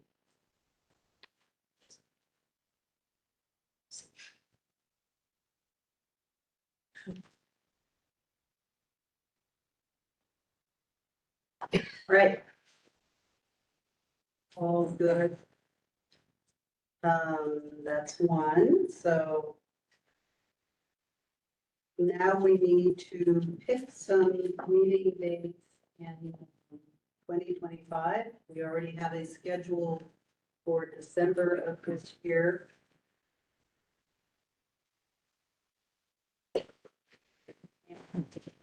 Do you want to kind of walk us through that? Oh, sure. There were some potential dates that staff we had come up with, and those are provided in your packet. I know Aaron had a comment on one of those dates that he might not, be available for. But I have some just presented dates to start the discussion. And one thing I just want to highlight is that we are required to have our annual meeting the third week in June. And that is going to align with the Juneteenth. So June 19th, which is a federal holiday. So staff will not be working that day. That's a legal Wednesday. I'm thinking of It's a Thursday. A Thursday. Thank you, Maureen. And so I just highlighted that there so we may have different days. Maybe a Monday or Tuesday or Tuesday, Wednesday. So that just needs to be fixed on this, because it says Thursday, the 20th, but Thursday is really the 19th. Yeah. Yeah, you're right. Yeah. Friday. All right, so let's just start with that June one since we're talking about it. So 17 and 18 would be okay, Yeah. holiday wise? Yeah, I'd Well, say what about, September guys. So travel on the 16th, potentially, 17th committees, 18th board meeting. Right. So Monday to Wednesday, or what are you suggesting? there are some more financial impacts to me now. Because my company no longer supports this, so it's all my time. Okay, If we traveled on a day, or if we had Monday and Tuesday, that would be a lot beneficial to me, but. it's a so question. you'd rather travel on a Sunday night Is that Father's Day? and then Yeah. it's Father's Day? Right. All of us.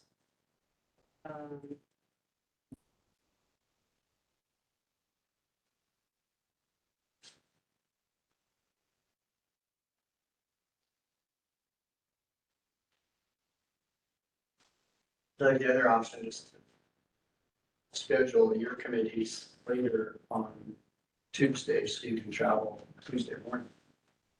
I understand.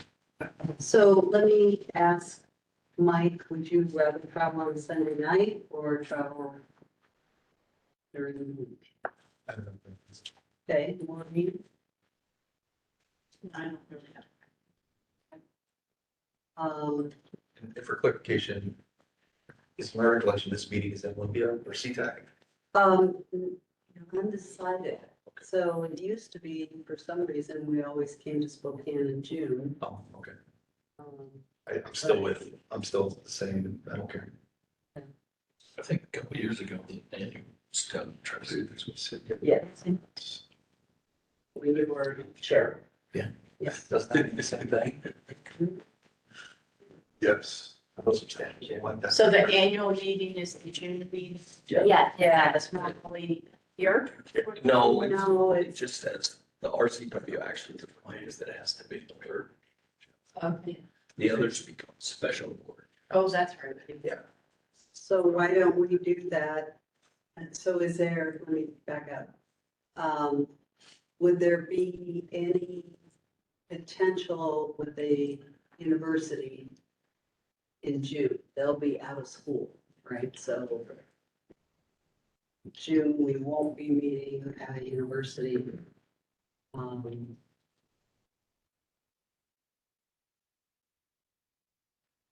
That might still be in session. They start late. If they have any interest in us in that last few weeks of, Probably not. It's gonna be like finance week. yeah. Senior should reach out by then. Yeah, I'd love some pizza. All right, are we setting locations or just dates? Oh, Time. So this June one, it seems like a Monday, Tuesday, because of the holiday, might be a better option that week, just because for people who have that day as a holiday, they may take the Friday, they may take the Wednesday. right, and if we have our committee meetings later in the day, some people could fly in. I used to always fly in the morning of the meeting days, so let's make it Monday, Tuesday.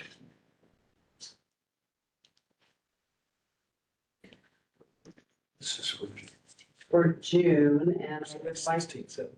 to wait location until we kind of gone through here. All right, so back to February.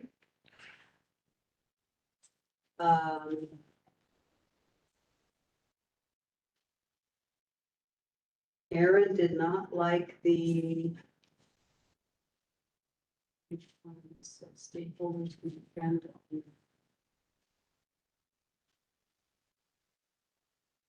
Moving it at the LSAW conference location and time. Oh, okay. So the LSAW conference is the 26th through the 30th or the 29th or whatever. Yeah, close to that. 26, 27, For the first. Yeah. 28. And it's in Tulalip. And so Aaron made a comment of one option would be to do our meeting then and somewhere near where LSAW is. Otherwise, I think normally we would do it at the 19th and 20th. And why is home show crossed out on 9? I can explain. We were considering it and are no longer. Oh, right, the Seattle one, we're not. It was in there as a placeholder. Okay. So the 19th and 20th would work except for Aaron's not available. I thought you said it was 6th. No, he's not available the 19th and 20th. I don't know why he would want to do it at the same time as LSAW, but we could ask Aaron to be virtual again, or we could do his committees ahead of the 19th. And if I may too, we will have Christina Horton will be at LSAW. And we also have some staff lined up to be there as well. Yeah, so that complicates. Whatever was there.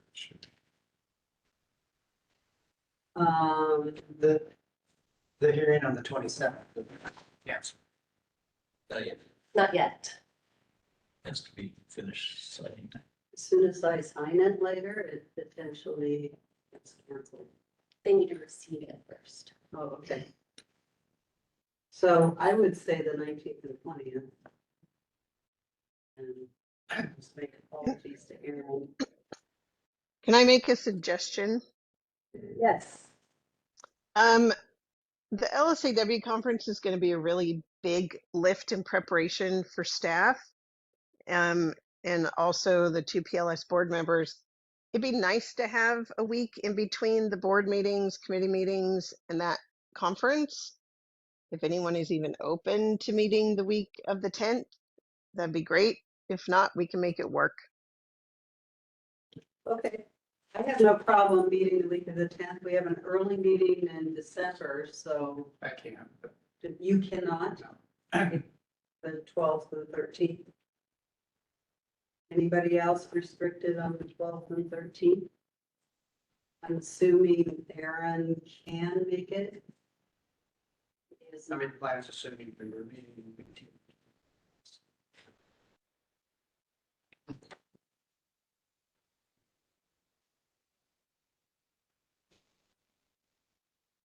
I think we move it so that staff has time to work. If you can join us remotely, great. If not, we will miss you. I would love to have structural committee move forward on things, so if there's a chance of having that before, Sure. then we can Yeah. do that virtually. Yeah. Okay, all right. Any other comments on February? 12th and 13th. April?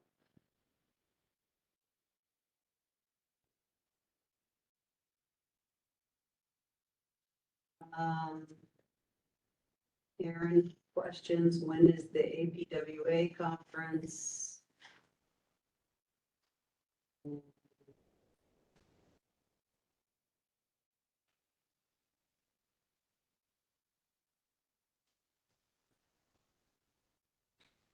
Oh, so, It is in April, but I'll have to come up with a date. why do we have the southern zone? Is Aaron planning on going to all the zone meetings? That was on Aaron's list of dates he'll be on.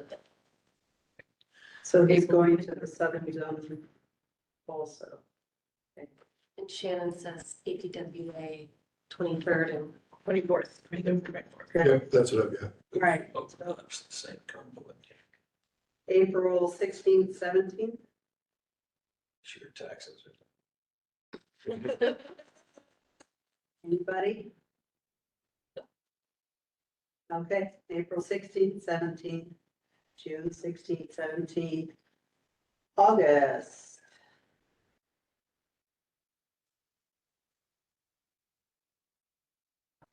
We usually do the first week of August, 6th, 7th. Anybody have an issue with that?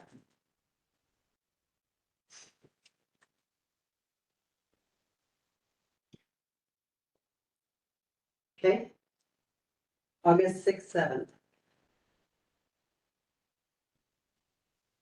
We have training that we have to plan for this coming year yeah, I would anticipate some training coming at that time. at that time. And so we might do the same thing where we do more virtual meetings and have some training on the 6th. Okay. October 2025, this is potentially in Pullman.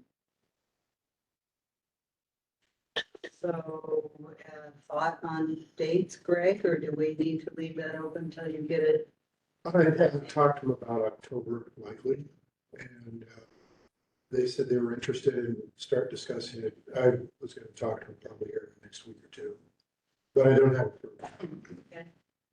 And I don't, The only thing I would say is based on recent experience with my son going there, beware of parents' weekend and homecoming. I was gonna let you tell me about Yeah. that, and also midterms, fall break and whatever else.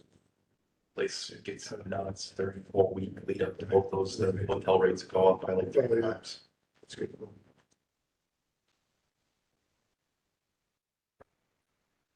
We not do it during the WSU versus UW meeting around that date if that's. I've had the same issue. Yeah.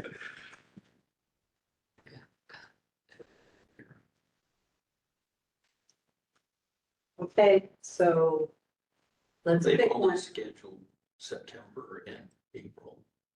They're haven't gone beyond next school year.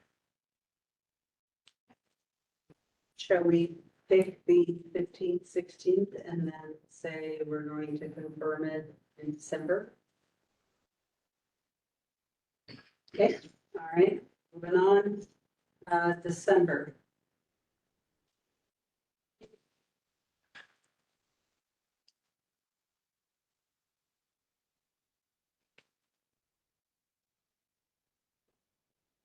I would like it to definitely be done before the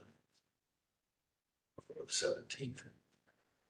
Yeah, we usually do it the first or second week. Does anyone have a preference for the first or the second week?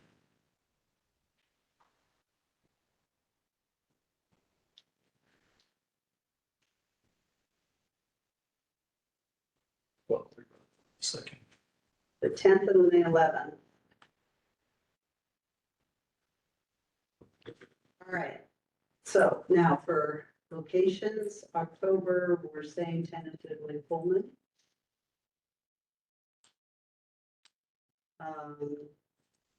August, we frequently do CTAC because you're going to be traveling again in a week or so. It's just a quick.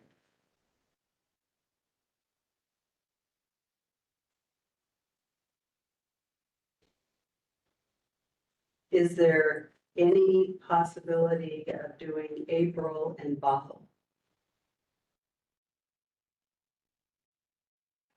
Yes.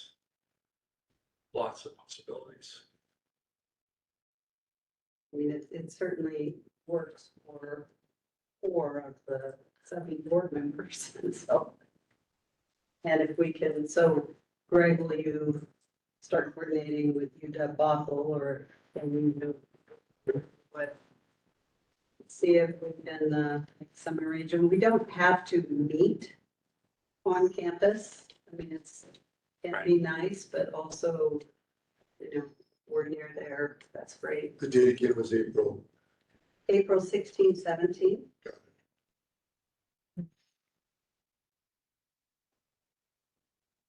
All right, so now I've got February, June, and December are not committed to locations. Anybody want to? Can I ask for purposes of ease of travel, most of you are going to, maybe the CTAC for, right? I mean, we probably need to consider an Olympia somewhere, right? But Usually do the December meeting. It's holiday party, whatever, could be included staff. I'm okay with that. So another CTAC in February. Oops. And so June on Vashon Island. your house. Well, Aaron will be going off the board next year. He'll be turned up next term. And so maybe we want to consider something in the Seattle area. Yeah, and I think that Bothell was very close to. Yeah. Bothell was only an hour and a half in commute level traffic, Seattle. Oh, I'm joking. What, 15 minutes?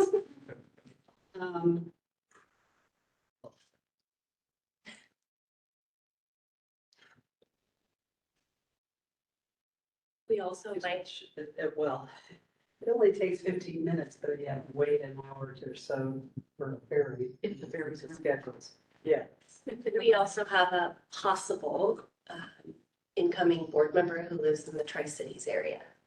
Okay, and October is Pullman, so I figured that's close enough to the Tri-Cities, so it's Spokane in June, or just staying with CTAX, and it is convenient to a lot of us. Halfway between Olympia and North Seattle, so. And so any preferences, anybody?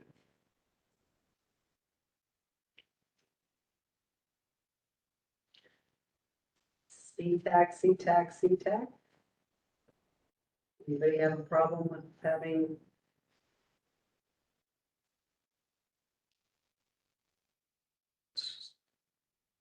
I have no preference.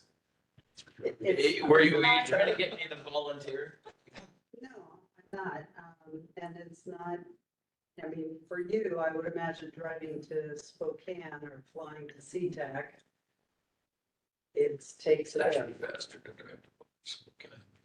You don't have to wait for planes. That's right.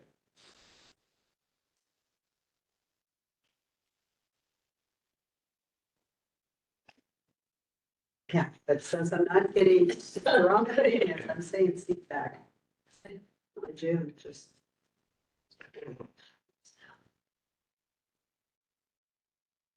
And see how it might adjust as we go looking at these two universities that we're going to try to fit in next year. So we'll have February, Seattle, April, Seattle, June, Seattle, August, Seattle. Yes. You know what it is. And then Does that- October is Poland, and then Olympia in December. Okay. I don't feel a need to go to Vancouver or to Bellingham just to do it, so it's only when we come to Spokane. Got it. Yeah, just wanted to make sure my notes were right.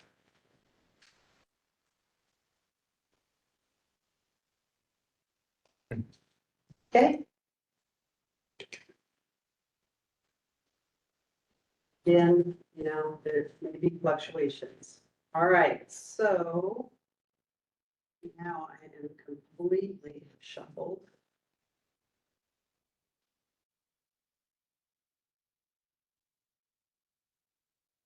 We are on to 5.1.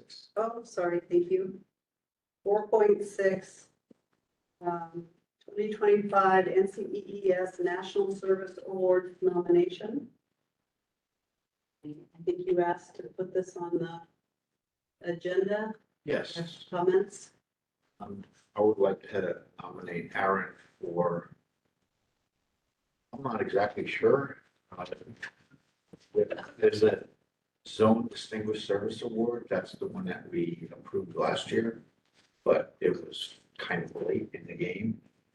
So that never really went. We have basically all prepared, needs a little bit of edit. But there was also a new category. I believe.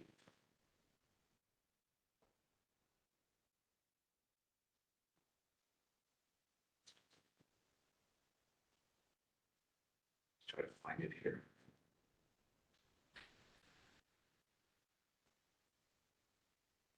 I don't see it, but I think the zone award would be appropriate. That would be acceptable. I could edit the last year's nomination and get it submitted. Oh, so we did start one for him last year? We did, and they didn't take it. It wasn't really late, but he didn't really fill, you know, some of he wasn't really in line for it, so it would be better for this year. Okay, I think that's great. Anybody, we have to approve it as a board, or can the chair just say, I think that would be fabulous? You want to move that forward and if you need staff help? I don't believe it needs a board approval, just Yeah. it has to just come to the board. Yes. So I have that ready. May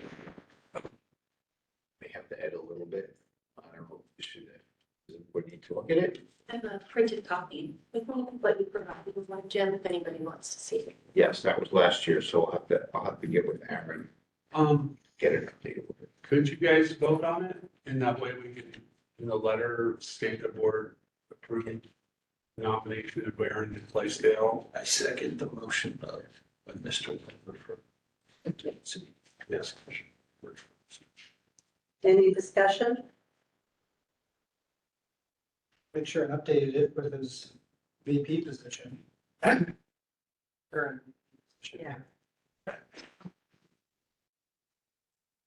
He is also ambitiously working on some initiatives for more collaboration in the Western Zone. asking to chair a committee on mobility, meaning that our applications get looked at and we have more consistency in how, somebody's filling out Nevada and us.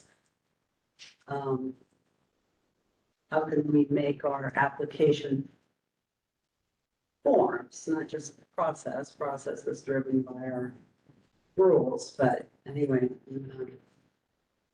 help with that consistency, I would call it, instead of mobility in Western states. So There has been a study of the western zones. I don't know where it sits, but McKinsey worked on Idaho's application. I think other boards have worked on with other western zones, Guam, Hawaii, Mariana Islands. And maybe all the western zone had already contributed to what the differences are. So that's out there somewhere, I think, other provinces. I've worked with McKinsey.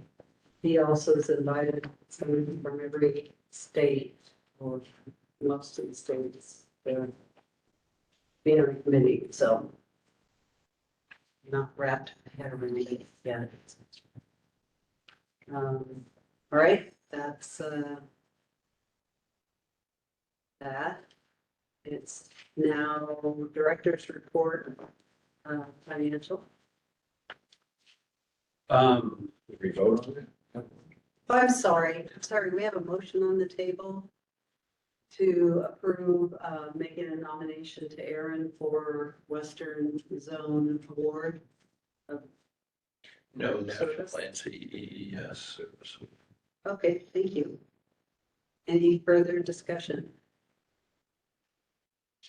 All those in favor, please say aye. Aye. Opposed? Motion passes. Okay, director's report. I'm not going to do much more than answer questions about the financial report or anything in the executive committee report. And I was going to turn it over to Greg for a bit. Yes. We also have Ian Shelley on the line if there's any questions. Okay. Okay. There's a memo from Ian in your packet. And if you have questions on that or anything for him?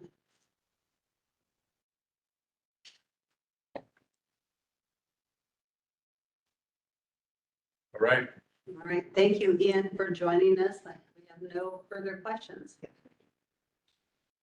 So under agency operations, Greg might want to kind of give us an update of where you are briefly on outreach and communication groups. Sure. Been very busy, of course, with APWA last week and our meet and greet this week, and a number of things coming up that we'll talk about in the calendar. But current and ongoing items, still researching Google Ads to convince citizens to choose professional engineers or land surveyors.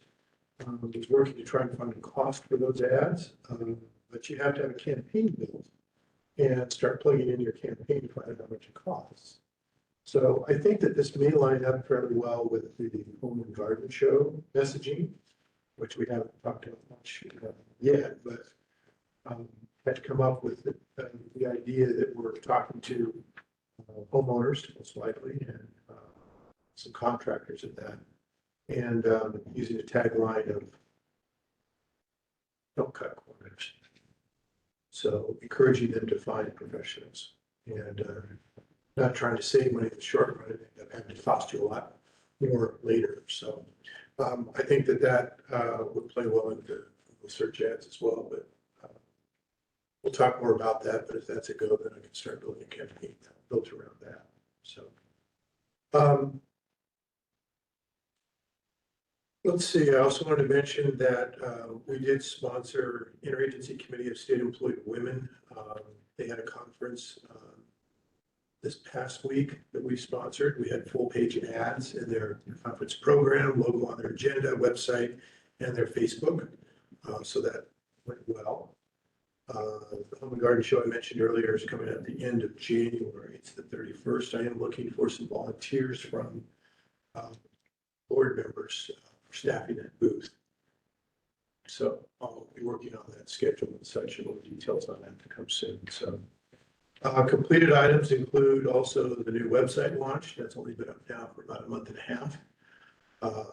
And we're very happy with it. And thanks to all the staff and everyone that helped in rewriting the entire website and reorganizing. It's much easier to navigate, much more appealing to see and stuff as well too. So we're very happy with that. Finally, LinkedIn continues to grow. We have 194 followers. However, we still need board members to please get connected or set up a LinkedIn account if you don't have one. And please follow, link, and like our posts and our page, as that's what gets us the churn. That's what gets us the exposure.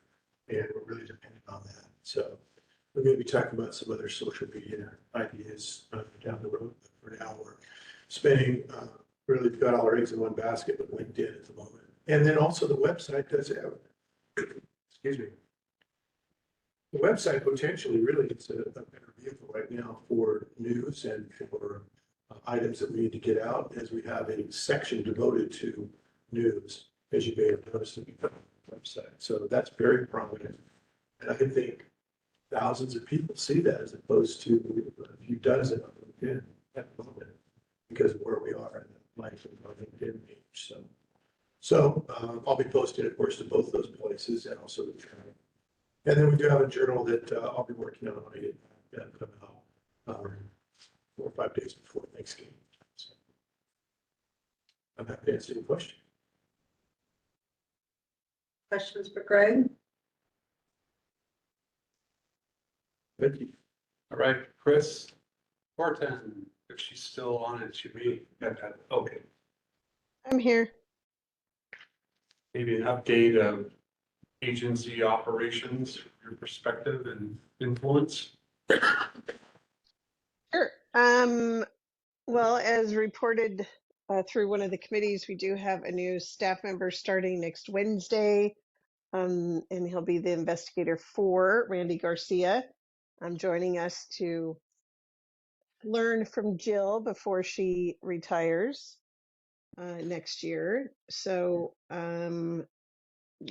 as board members, you'll start hearing from Randy as we train him and get him more involved with case management. So we'll be setting some time aside for an introduction with him when he gets going. So we're also working on, well, I'm working on finishing up the position description for a management analyst 4 that we're hoping to get advertised soon and get hired to. Their primary duties are going to be looking at processes within the agency, improvements, really looking towards the future. So more to come on that. Let's see. I know I'm forgetting something. Sorry. There was something else, Ken, that you and I had talked about. I can't remember what it was. About Betelgeuse star going into supernova. Yeah, maybe that was it.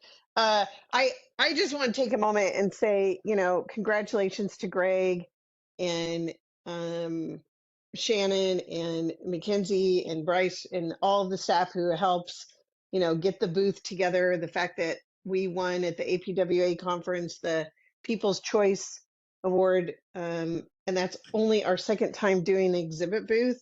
That's pretty amazing. So, I just want to recognize that again, that's a big deal. There's a lot of competition at those booths that are really fancy and a lot of, great giveaways, but we were just very engaging and they liked our message. So it's encouraging as we go out and do more outreach. So I just wanted to make a note of that. Yeah. In addition to that, one thing that was mentioned to me over the last couple of meetings that we've had where public have been involved, the difference of where we are now as an agency board comparatively to years in the past. It's a noticeable difference and very positive comments from folks and how they appreciate what you guys are doing and what staff is doing to promote their professions and be out there to really provide a resource to the public and as well as registrants for quick answers, good administration, and good deliberation in the work that you are doing. So thank you, board members and staff. That was brought up to me even last night again, and so it's good to hear that. So any questions for Jill or Shannon regarding regulatory affairs or compliance that we haven't picked up during this meeting? And or licensing for Bona? Any questions? Lots of great graphs. I really appreciate on the licensing. I'm going to change them up. Hmm? I want to change those up. They're getting too busy, so gotta figure that out. A lot of And the blues and yeah, they're harder to see some of the colors, but yeah, it's great. So, Bon, I know we talked earlier in one of the meetings about how busy you guys are with phone calls and emails and applications.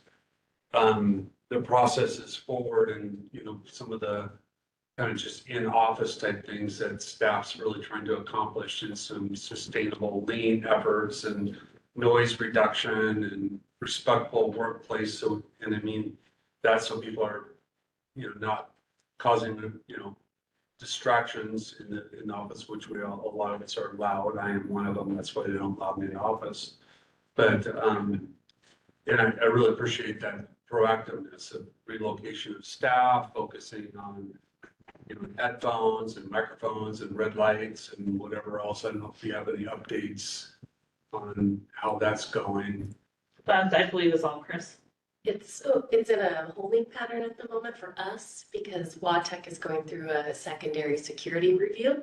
And they gave me an estimated date of December for those call lights. So we're hoping sooner, but if anything, December. And then I know Chris is looking at one myself and you can have talked about better noise cancellation headsets with WATEC. And then Bryce is working on scrims for the office, some acoustical panels. Oh, acoustic panels, yeah.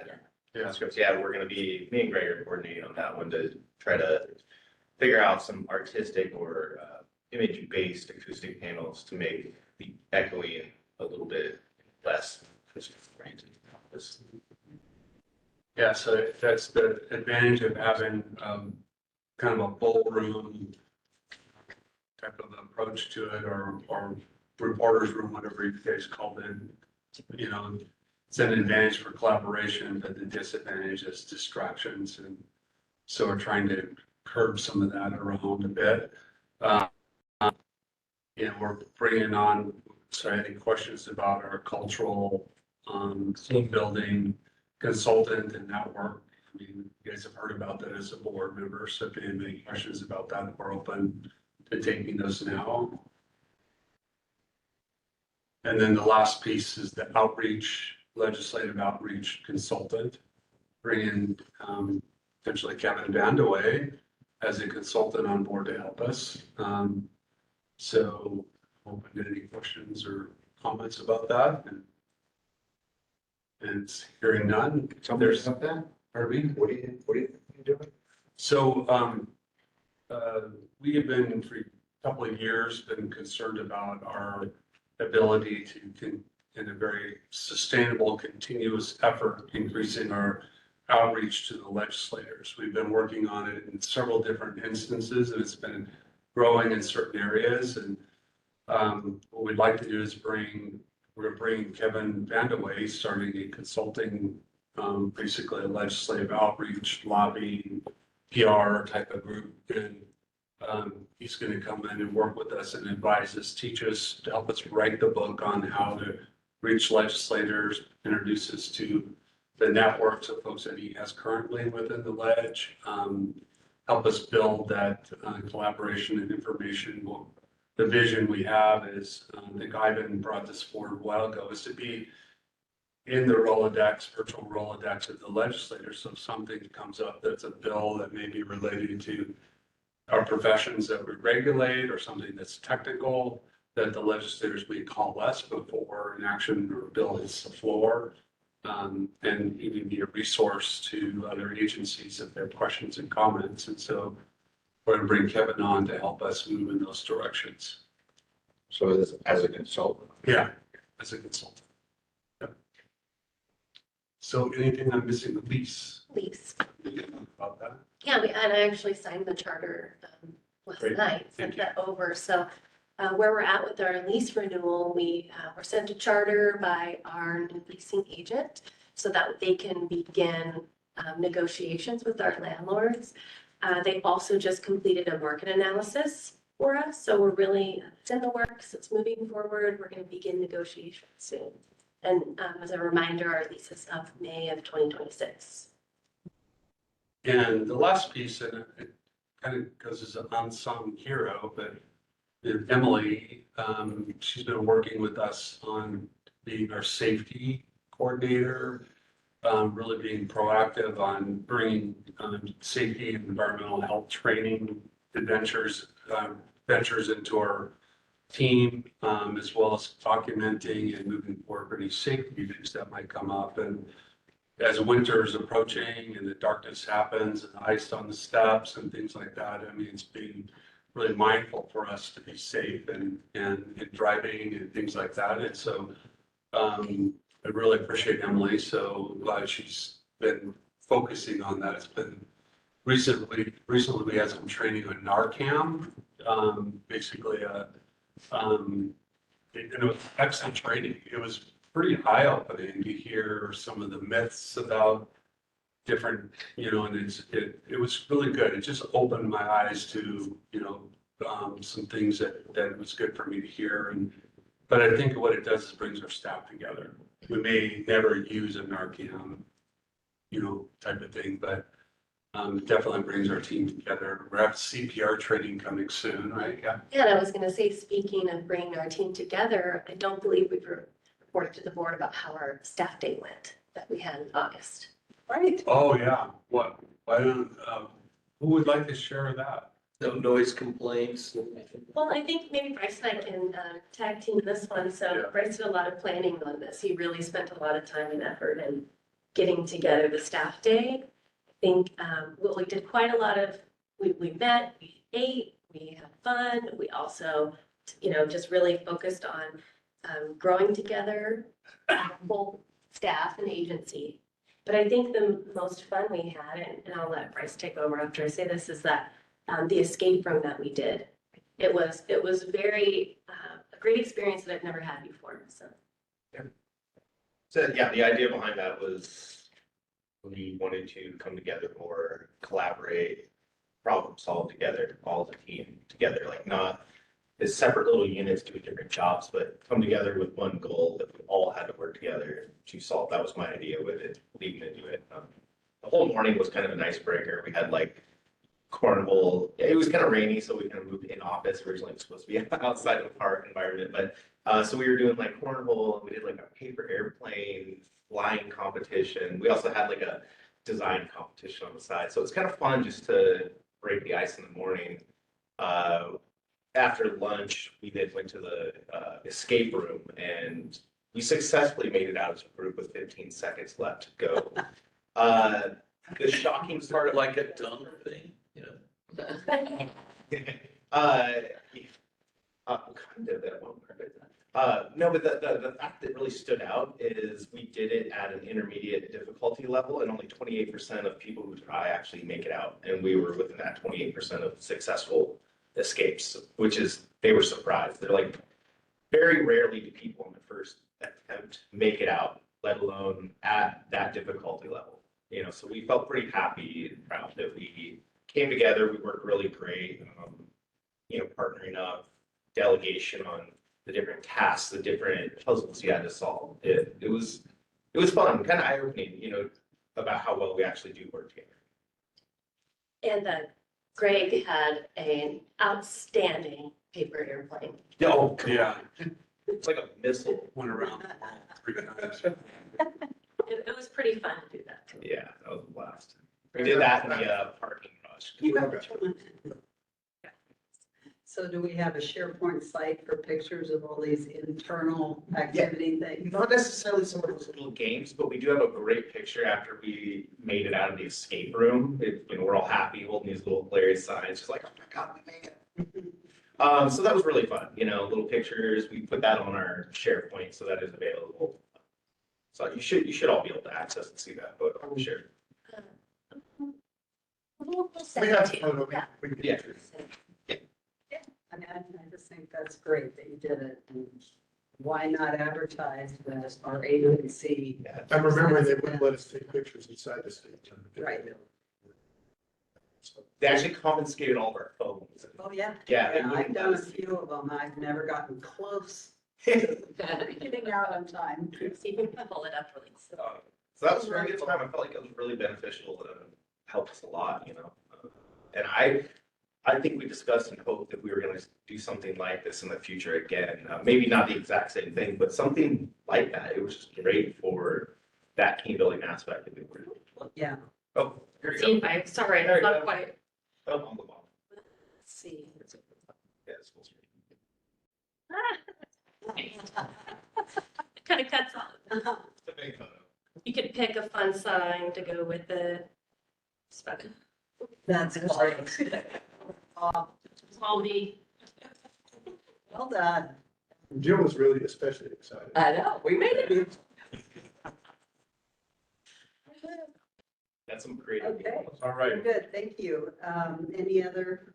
Well, the last thing is our December meeting is coming up. It's going to be in Columbia, is that correct?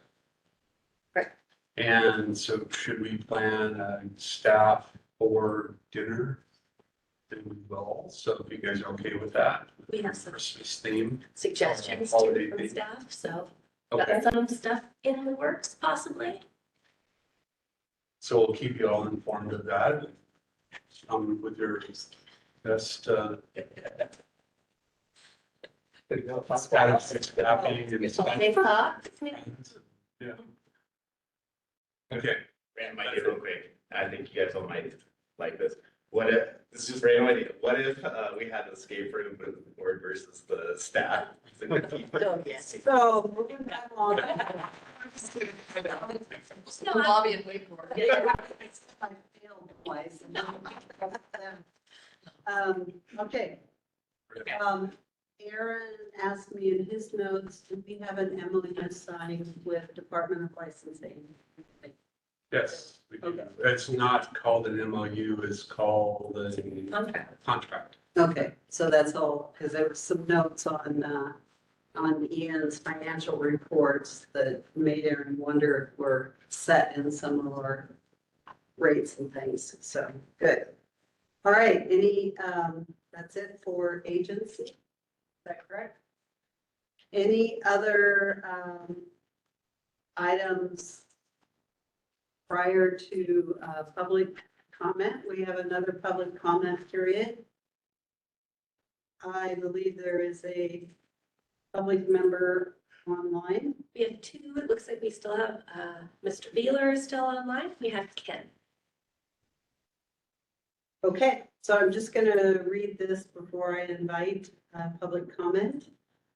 All board meetings are open to the public, and the board invites comments and discussion from the general public. Individuals may give verbal comments during the public comment period with 3 minutes allotted to each speaker. You may comment about any matter that's on the agenda or any matter that concerns you. Board meetings are not adjudicated proceedings or hearings, so the board cannot accept and consider direct oral testimony in support of or opposition to any given complaint or application.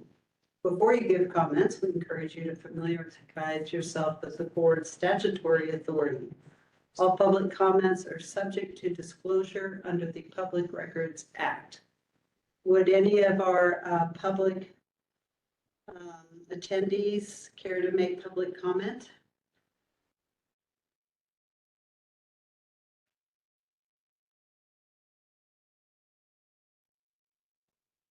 Okay, I don't see any mics going off mute or anything, so thank you again for joining us for the meeting today. Item 6.2, upcoming outreach or events. Greg? We've mentioned several of those, but see if there's any here that should, that we haven't mentioned. Upcoming, January 23rd, 24th, we will have at Melissa's Septicon in Tacoma. The Home and Garden shows we had mentioned earlier is the following weekend, and that's at Tacoma, Tacoma Dome. LCW, the end of February, 26, 27, 28, to Layla. There is a Washington Industrial Technical Education Association meeting, conference, I should say, March 6th and 7th. It'll be in Wenatchee, and we are considering partnering with LSAW there for with a booth. They have a booth, and they've asked us if we want to partner, and I said we're interested. We've not beyond that, it gets spotty. There's a number of things here which are all NCES related, but that's what I've got in the immediate future.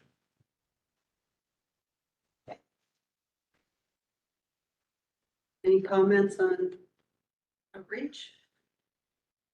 6.3, board staff affiliated involvement.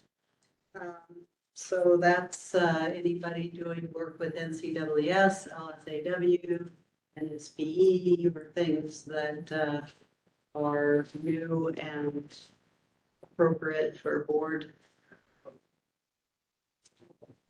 I guess I'll lead off.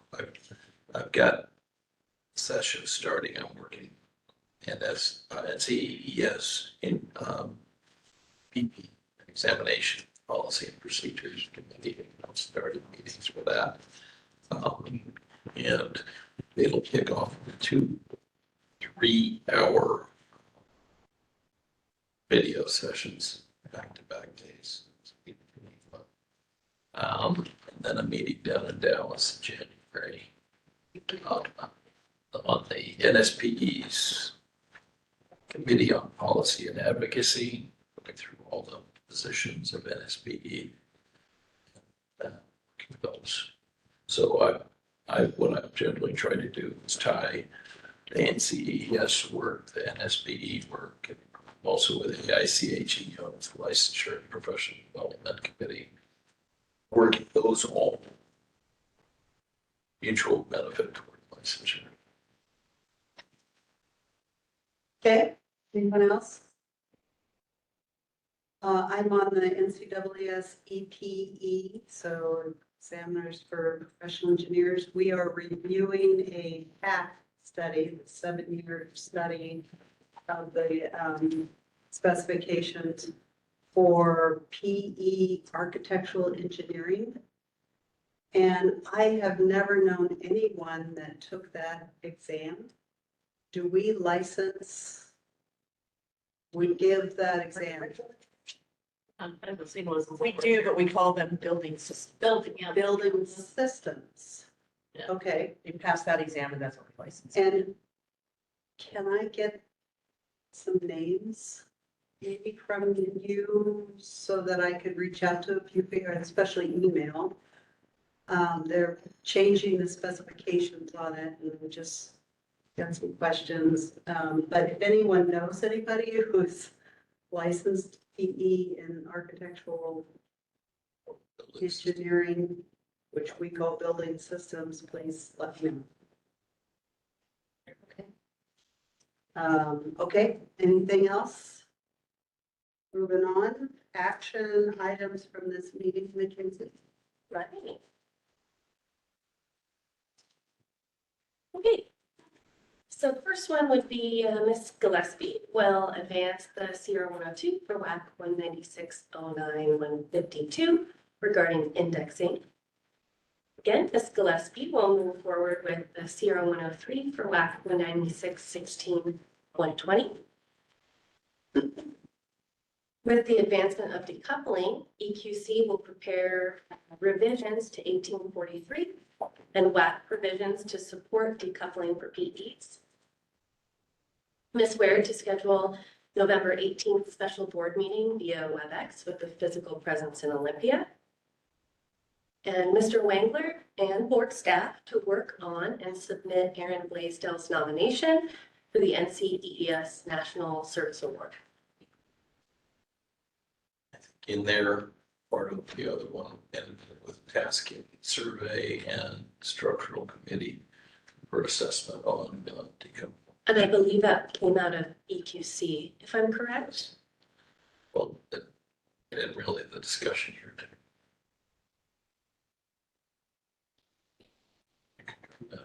Yes, they have action items that should go to those committees also.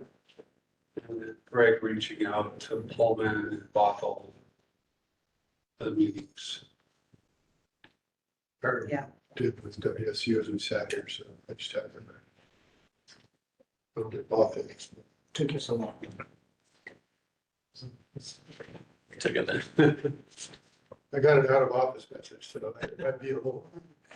All right, anybody have any other comments on action items that we have out of this particular meeting that needs to go forward?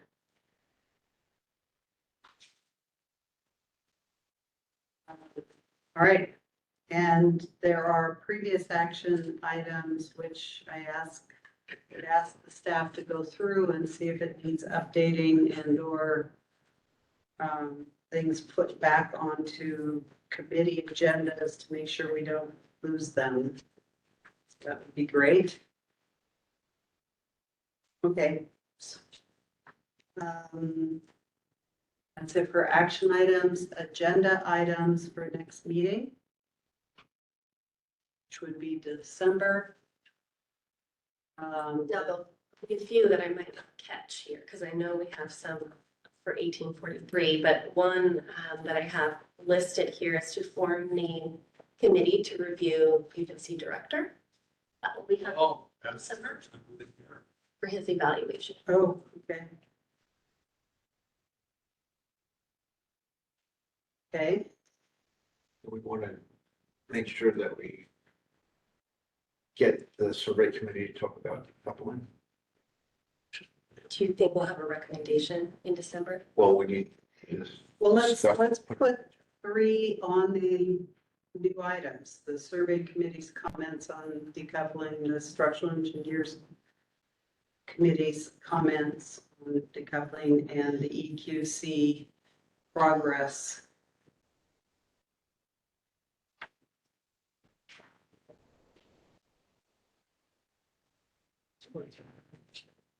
And then other committees may have things. Practice committees looking at some language in 1843. I doubt that it will be ready to go to the board. If we have something, we'll advise. And also approval of the CR 103 for pronouns. The pronouns. The pronouns.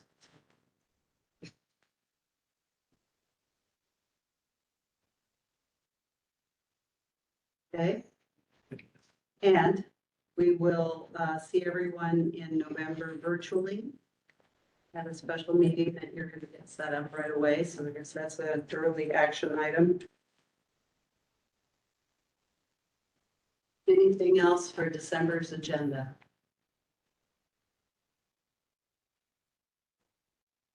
Okay. So we adjourn. So moved and seconded to adjourn the meeting. Any discussion? All those in favor, say aye. Aye. Oppose? Meeting adjourned. Thank you, everybody online. Thank you.